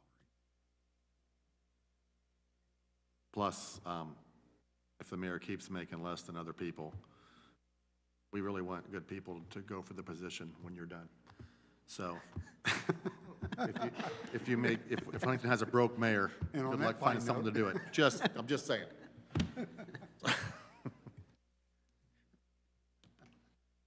Okay, any other questions on the mayor's budget? Oh. Any questions for me on the mayor's budget? Yeah, no. Okay, Oh, moving wait, on. no, wait, I have a couple of things. Okay. Let me back up.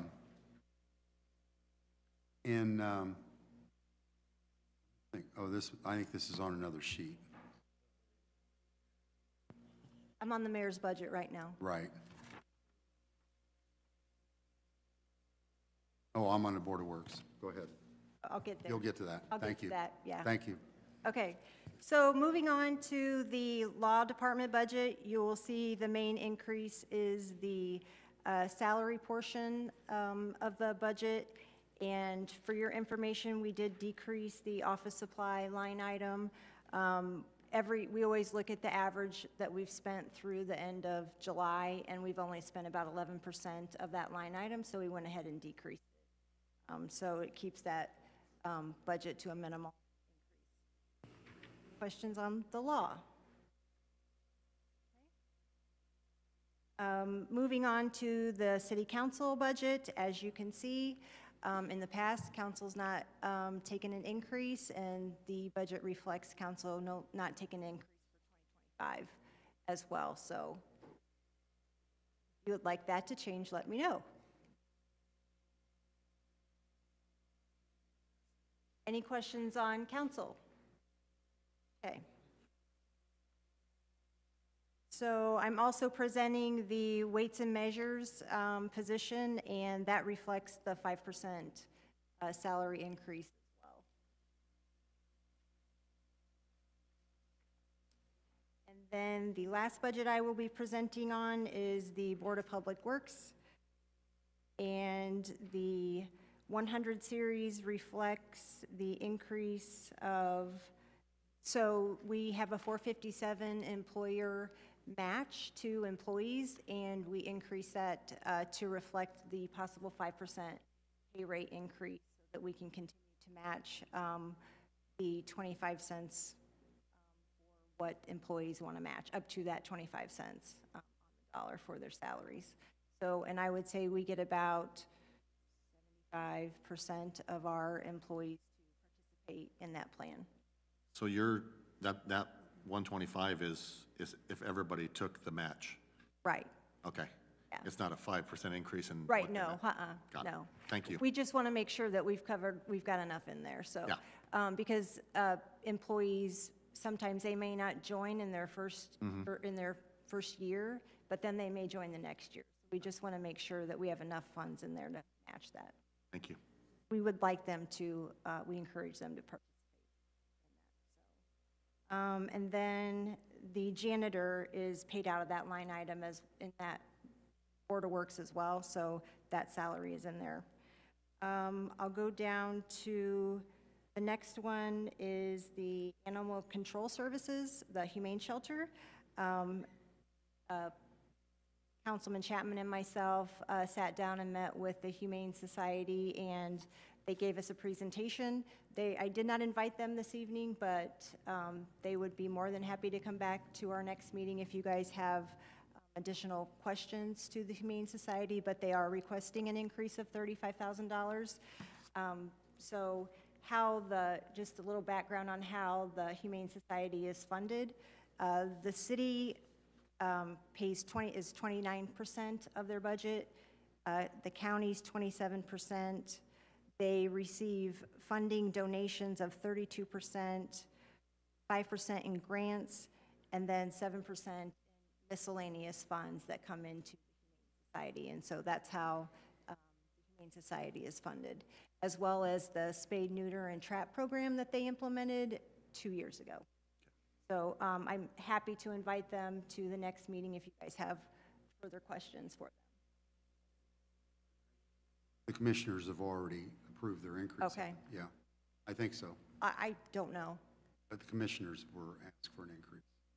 I believe the commissioners have, and I believe it goes then to county council for their consideration. So it's in process over there, so they're looking at an increase. While we're into 300s, line item 341. Yes. What kind of insurance is that out of the Board of Works? So it pays for your city hall, like, so workers' compensation for your administrative staff, general liability for the city building, city vehicles. It pays for if there's miscellaneous expenses for our attorney related to our health insurance, or general liability insurance. So it's kind of a catch-all that the city has for a fund to pay out of that, so. And then item 397. That was a pretty healthy jump. So my glasses aren't strong enough. I know. I have that problem too. Don't rub it in. So 397 stayed the same at 3,000. You're talking about, are you? Sorry, that's 395, Computer, 397. 397 computer, the bottom. Oh, God, see, my glasses aren't working. Oh, I know. So, Turn them yeah, upside down. So that increase, it includes, that is where our IT department, that we work with the county, the IT department, so part of their salaries come out of that line item, and they proposed a 4% increase for their salaries. It also includes the city's computer software programs that they manage for us. We've added several different computer programs such as C-Click-Fix. We've added a new language line system. It does our clerk's office payroll system, fund, all those annual software programs that we have to have. And so they have all gone up in price, and you have to get subscriptions every year, and those have all gone up. So that's what's all reflected. Because that had been pretty stable for a while, and then it was. Yep. Yeah, big jump. we've added multiple new software programs to make us more efficient. So that's part of it.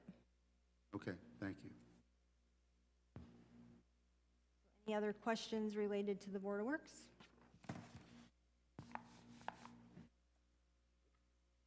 So then the next budget, I'm only going to present on the HR side of it. Kevin Krosskoff, our communications coordinator, will come up and speak to the communication side of it. But you will notice that we are bringing on our human resource director as a full-time position. Currently, that is a 30-hour-a-week position, and we've been very busy hiring, promoting health and wellness. We've just been very busy, and we have a new. We just adopted the new ADA Title VI transition plan. And with that program, there's a lot of training that we need to do, education for our employees to get that done as part of the ADA transition plan so that we can be in compliance with that. So there are multiple things for that role to do as a full-time position. So, and then that's all I have as far as the HR side of it goes. The rest of it's pretty self-explanatory, but like I said, Kevin Krosskoff's going to talk to the communication side. I'm happy to answer any questions you guys have for me. Good. Thank you. Thank you. And as Annette said, Kevin will come forward now to present on changes in the communications portion of the joint plan, joint budget with HR.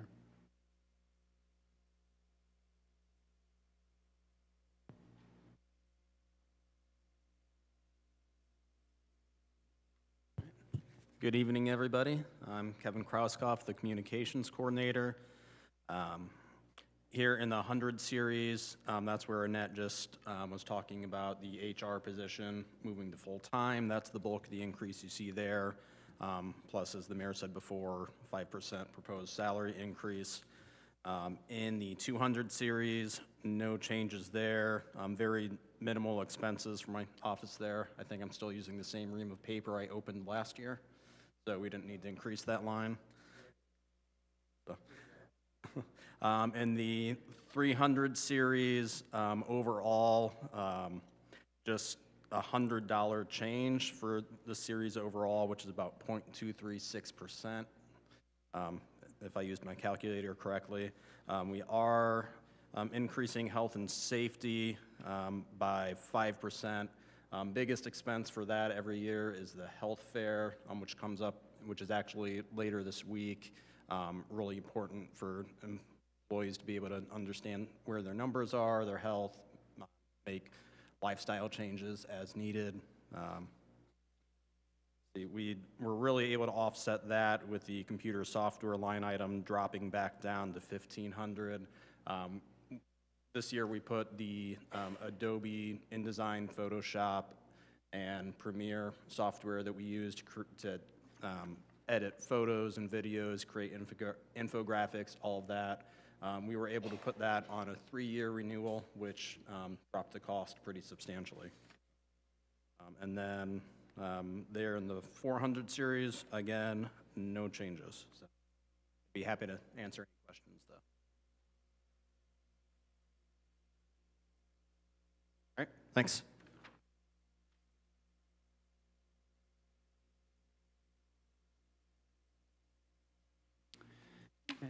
Next up, we have Christie presenting the budget for the clerk treasurer's office. The only change is salary. So everything else stayed the same. We just switched around money from the copier, credit card, and then subs and dues of how we spend that $500. Any questions for Christie?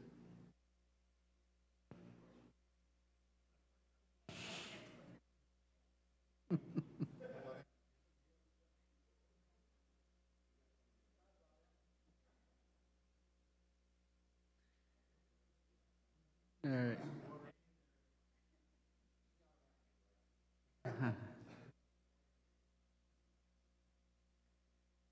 All right, next up, we do have Park Superintendent Steve Yoder with us to present on the Parks budget.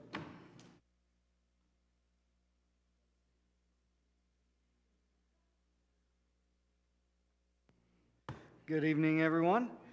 So as the mayor said earlier, we recommend switching our capitals, our 400s, to, from the numbers you see there to what we have already for this year. So there would be no increase there. The difference for the capital projects would then be paid out of seated park. So that's the major change there. Really, that takes my budget down to $35,000 increase, most of which is in the 100s. The biggest decrease you'll see is in the contract mowing.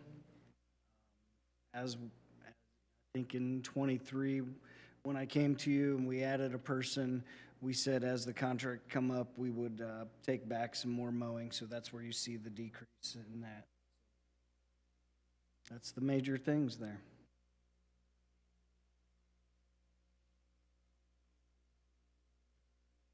Do you know when the part will be in for Hires Park?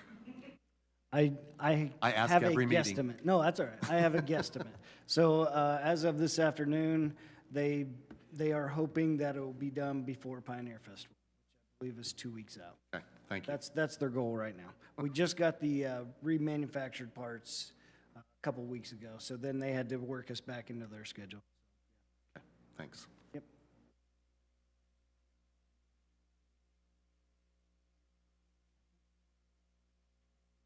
So the contract mowing and the new mowing equipment kind of offset each other.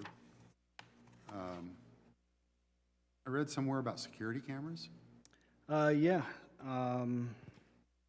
In the 421s, so we have security cameras right now at Drover Park and out at Memorial at the Vet Memorial.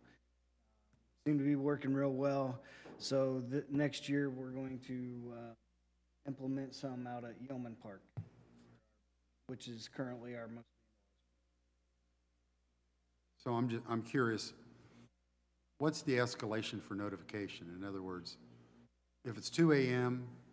and the camera goes off, that somebody is there, the camera picks up movement, are you notified, or are the police notified? What happens? So the only one that's on our network currently is Drover Park. That is, so if something does happen out there, then I do get a text or an email. According to IT, Memorial Park will be very soon to be on the network. Currently, if something happens out there at the Vet Memorial, I have to go out there and pull it off the hard drive out there. Yeoman Park will be the same way. Several years down the line, we are hoping that Yeoman Park as well will be on the network. If something happens right now, at the Vet Memorial. You can review it in the morning and see who it was, but Yeah.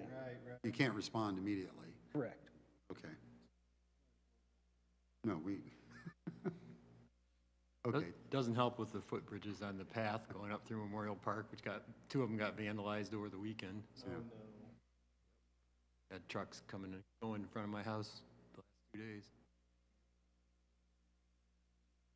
Yeah, if it was more of an immediate thing, and we can make that public knowledge, that might slow down some vandalism if they thought they were actually being watched. I will say that at the two parks that we have, vandalism and mischief has Good, thank you.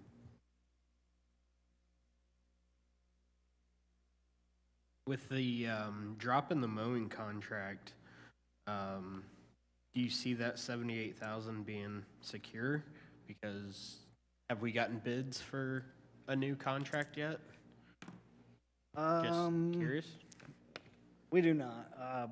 So McGuinn's had, they had won the last 3 contracts and never once increased their price. So this number here is the locations that we will not be taking back with a 10% increase, hoping that maybe the next contract is within reason. That's all I can do. I mean, the bid doesn't go out until January, I believe, so. Here's, I guess.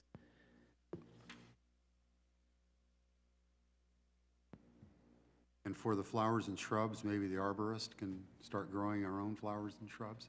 That would be great. That would be great. Okay.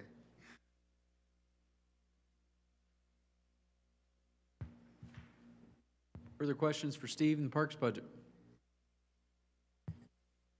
Okay, thank you, Steve.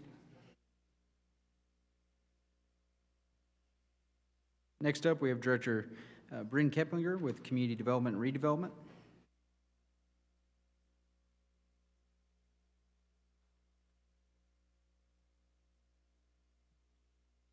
Good evening. I will try to be brief with the exception of the 1000 series, which includes the salaries. Our overall budget, aside from that, is proposed to go down 4.7%. That includes a couple of fluctuations as we iron out various line items, a deduction of $100 in office supplies, as previously mentioned, an increase in gasoline, given the county surcharge, that's up $250, an additional $50 in motor supplies. Moving down to the 300, an additional $100 in copy or credit card. Folks love the convenience of paying with plastic, and so every time they do, we incur a transaction fee. That's just a part of life. And so we've accepted that. A reduction of $1,300 in computer software, our GIS software, because we upgraded license at the enterprise level, included more basic what I would call entry-level license, so I don't have to have a separate license anymore. I get part of the city-county allotment because of that for the users.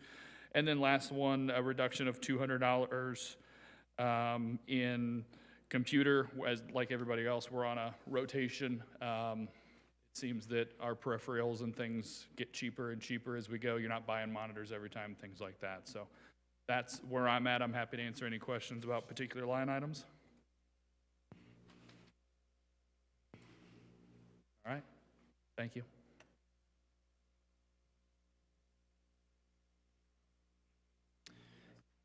Next item, we have Chief Boxell coming forward to present on Huntington Police Department's budget. Good evening again. As you'll see in our budget, my biggest ask and request is the addition of an additional 37th police officer to our staff. That'd be my request to you. Just to put a little bit in perspective for you, when I got hired at the Huntington Police Department 22 years ago, our staffing levels were at 35. Currently, we are at 35. You guys blessed us with the 36th officer last year for our current budget in 2024 that we are in. We're still working on trying to hire that person. But even more so, you guys recall about this time last year, we were functionally about 7 officers short on our staffing. I can say that we're happy to announce that we're just 2 officers short from a staffing perspective at the moment, one that's at the academy and the one we're trying to hire. So the blessing of those staffing adjustments and getting up to full staff, I'll talk about here a little bit more in our budget talk, but we've been able to add a 5th detective to our detective bureau, which has been a much, much needed thing. When I was a detective many, many moons ago, 2008, we had 5.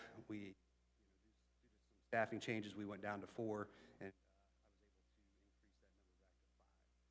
We also added an additional school resource officer, as you guys well know, his salary is being half funded by the school corporation, so that's something that our school corporation and our community has been in much need of for a long time, and so we're happy to make that change.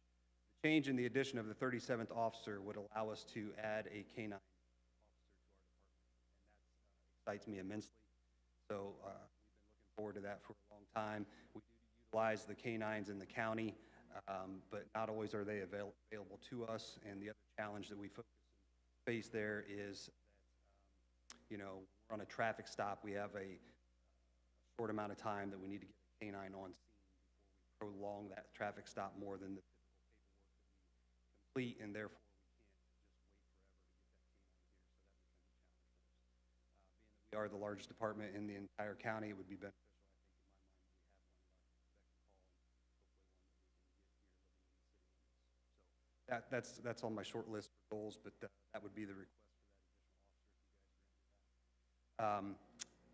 100 series, you'll see that along with those blessings of being up to full staff, we don't need our overtime and don't utilize that overtime budget as much. So we cut that line item. The downside is we shifted that right into the fuel in the 200, as you guys probably noticed. The other major adjustment or addition is the camera system line item. Christy and myself and the mayor put that line item into place here a couple years ago now. We added that as we moved into the era of body cams and in-car dash cams, and then also the ALPR flock cameras that you guys have heard me talk so much about. It's been such a blessing to our department. So the $40,000 increase you see there is truly more of a shift, because when we started those programs, we were paying those partially out of our budget, but also out of public safety lit. And now what we're doing is we're trying to shift more and more of that responsibility into our budget. So that's where that increase comes from. That'll be the payment for the actual dash cams. The body cams will still partially come from my budget, but then the other share will continue to remain in public safety lit as the mayor and I slowly but surely move that over into our budget. So that's the reason for that increase. Lastly, you'll see in the other equipment 442 line item, we have an increase of $36,500. That was a capital project that we had in the works. As a department, as a whole, we try to replace our handgun weapon system every 7 to 8 years. The last time we did so, Chief Hacker did in 2017, so we're kind of due for that. That total package is about $48,000, a little over $48,000 to make that change to a single gun system. Right now, we operate on a 2-gun system for some officers, but the majority of our patrol officers just have one handgun, and I can explain more of that if you'd really like, but not to bore you with those details. But on the trade-in from our current weapon system, we'll get a credit of somewhere around $12,000 we're expecting, so therefore that increase is added to that 442 line item of $36,500. Other than that, I don't think I have anything else to speak of. If you have questions, I'd be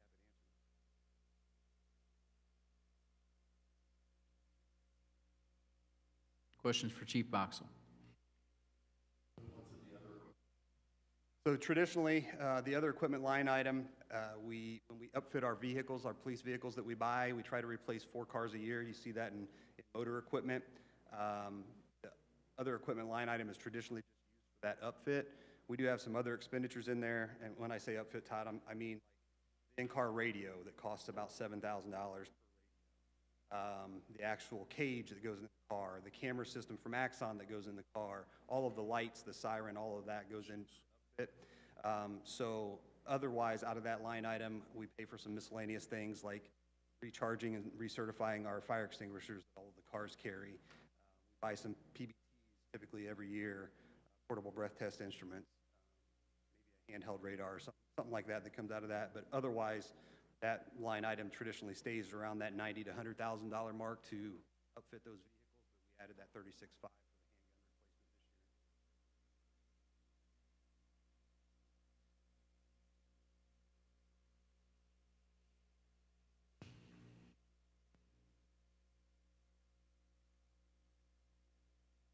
year. Thank you, Chief. Thank you.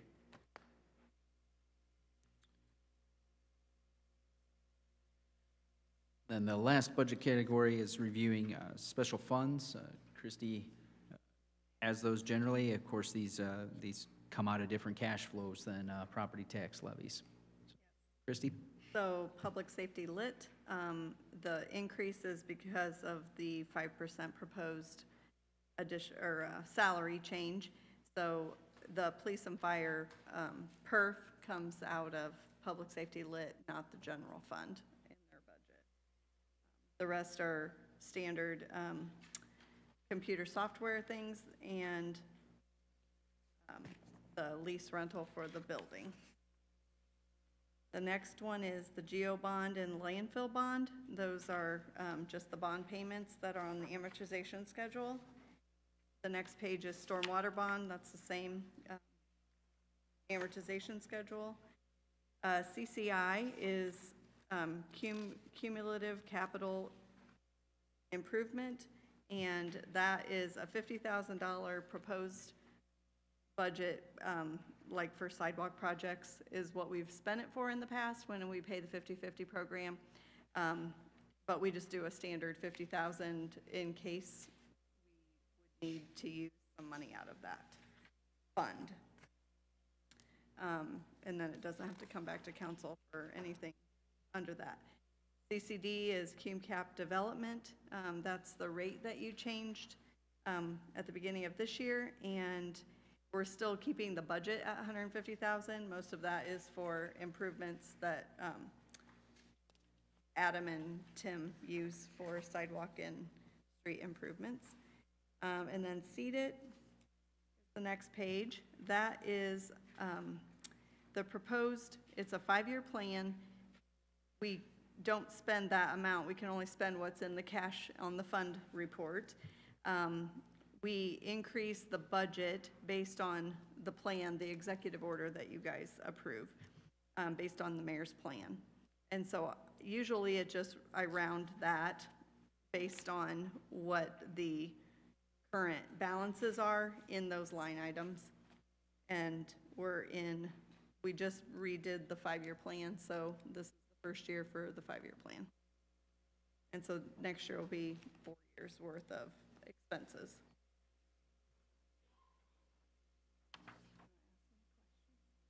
Now, is this budget, it's based on projected revenue, or does it include our past surpluses? Both. Because we have a surplus in the funds. Yeah, well, this is seated fund only. So if we didn't spend it, well, we can only spend what we have enough cash Right. for based on the plan that the mayor Yes. presented to you. And we never spend it all. No, and this is kind of like a rolling number that can be adjusted each year. And so I base it on what the balances were in the new lines.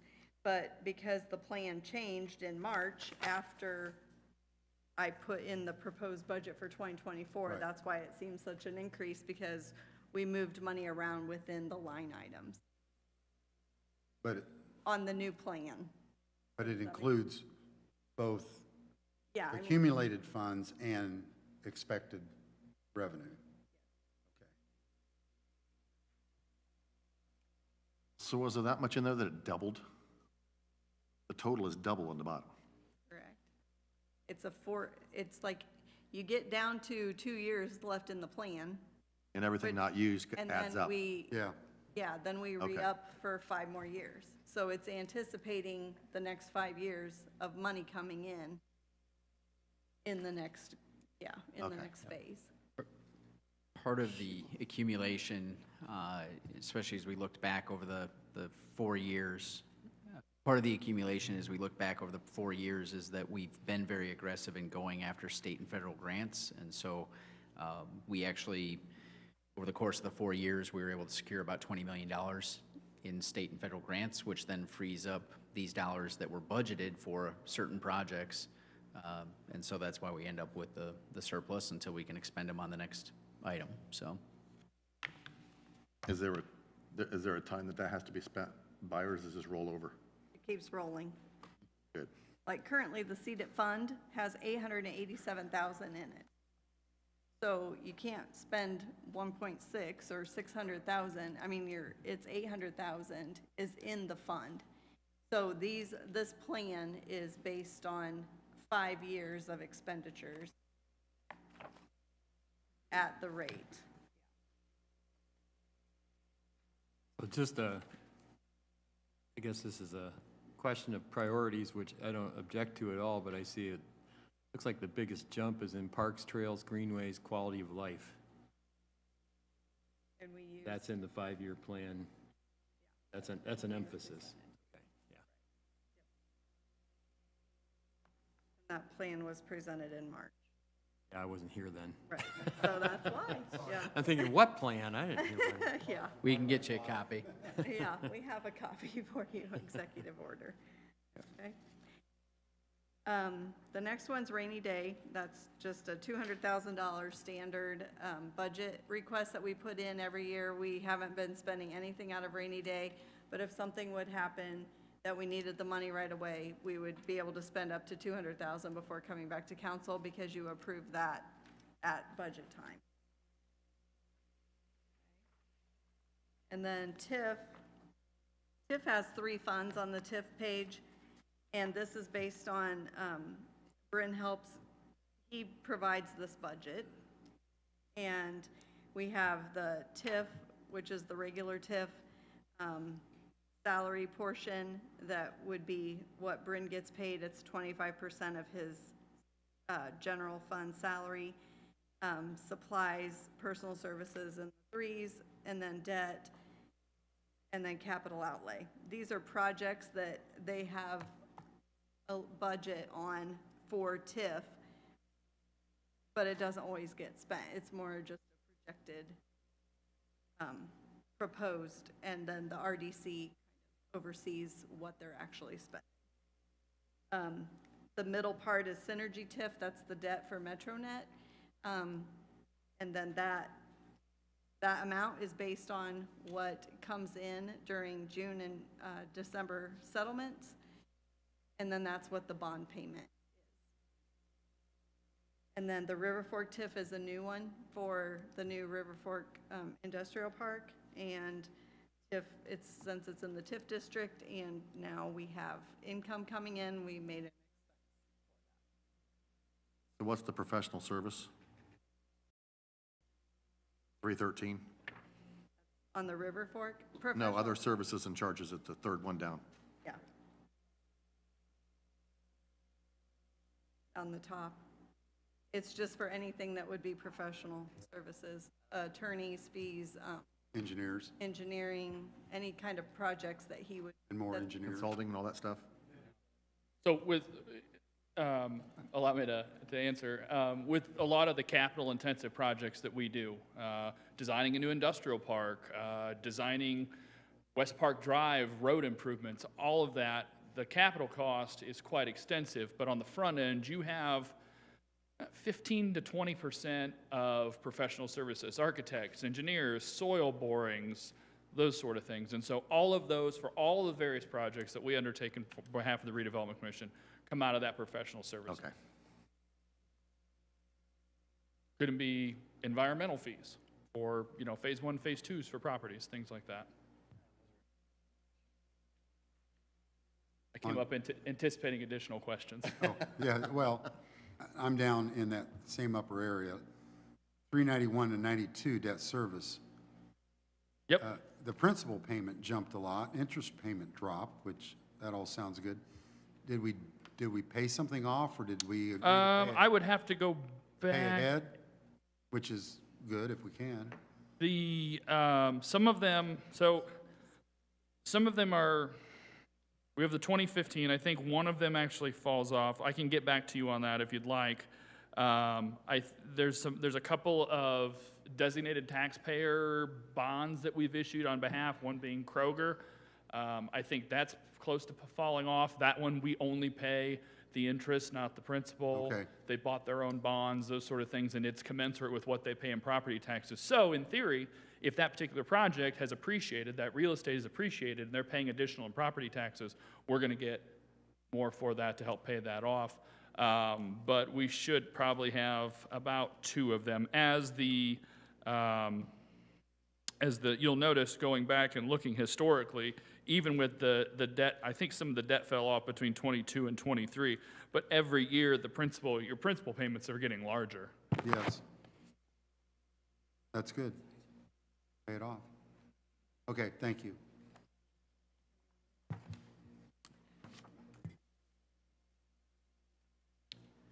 Any further questions on the TIF budget specifically?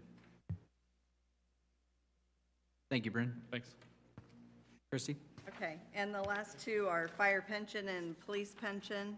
Those are given, we received the funds based on what was spent for the pensioners each year. We received the funds the next year from the state. These are the old pensioners that we have that now anyone that has retired is now being paid from the state. But these are the ones that we have after before 1977. So what would make it go down? Death. Okay.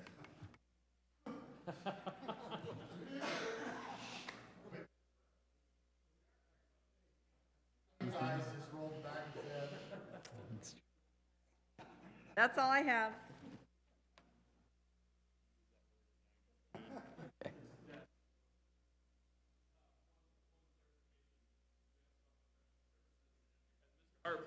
I know. I want to be clear, because I went back and I looked at the number. It is a big jump. As Mr. Hartberg will attest, demolition in the state of Indiana is considered professional service, and we intend on tearing down HK Porter next year, and so that is the lion's share of that strategic increase. Make more sense?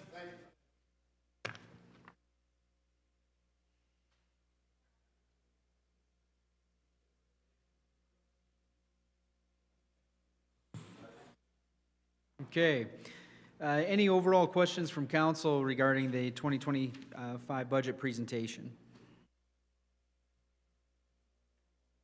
Yes, can you repeat what your ideas were to cut the budget?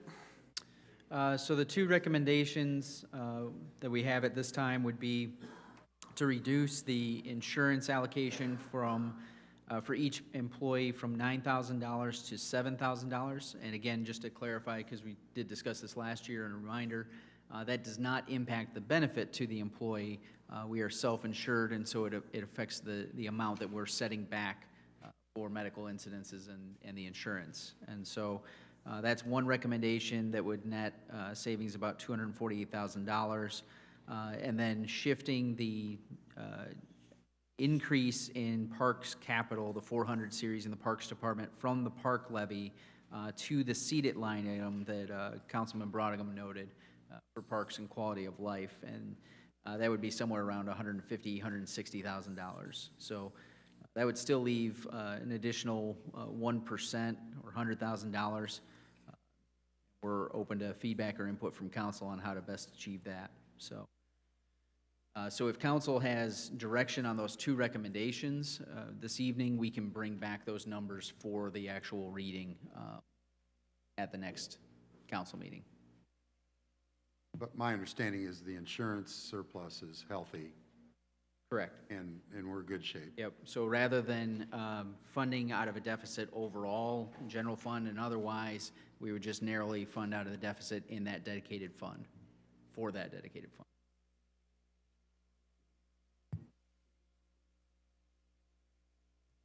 I would say we move forward with the insurance at least, dropping that from 9,000 to 7,000. That would at least be a start. Agree. Personally, I would also like to, this is abnormal for me because I've pushed for high raises the last 4 years. I would, since we have to drop it so much, I would be in favor of seeing what it looks like at a 4% raise instead of a 5% raise. Just due to how much we have to drop it. I think that is one thing across the board that we could do that would help lower our budget significantly. Okay. So with that too, if I can get an indication from other council members, so we're glad to bring those numbers to you and present that in the formal reading of the budget. I mean, we can look at the numbers, but when we've done this before, it's been a pretty small amount, but it'd be worth considering, I guess. Trying to determine pay raise right now is tricky at best. I know that Social Security is only going to go 2.5%, but then Boeing is talking about 25% pay raise over 4 years. Our doors don't fall off here. I know. Good one. That's a good one. Okay. And I fully understand giving everyone 5%. I've pushed for it for a significant amount of years on going above and beyond for our employees. I know that our budget's super high right now for this upcoming year, and we do have to cut certain expenses somewhere. It's an idea. Yeah. Doesn't have to be done. It's just an option. No, I agree. I think we can look around the budget too. Maybe we can find something. I'd like to see the numbers run for 4% also. Mm-hmm. We can bring those numbers to you for consideration. Again, the thing that I would emphasize to council from that as we looked at it is, I think the key is to make sure that we keep up with inflation, which for this year is landing at about 3%. So I think you've got plenty of room and discretion for that.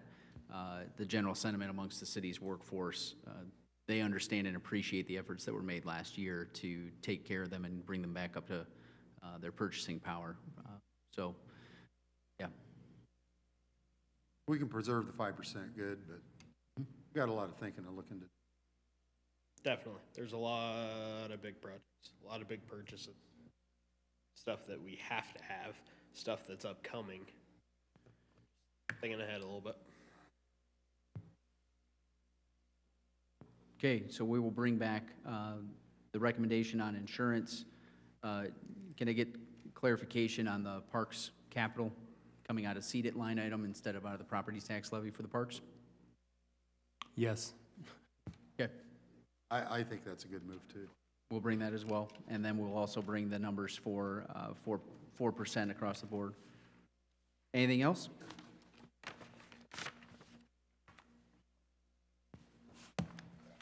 Okay, not aware of anything else for the good of the order. Thank you, everyone, for your time and attention this evening. Taxpayers appreciate your diligence. With that, is there a motion for adjournment? So moved. Second. Motion and second. All in favor indicate by saying aye. Aye. Thank you, everyone. Have a good night.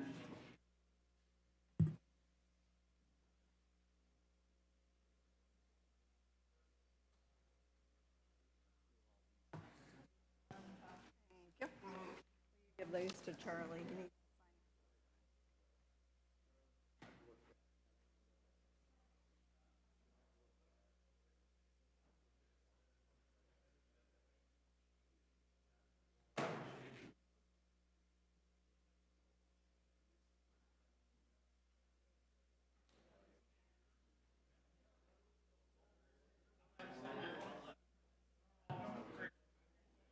Nope, they're all done.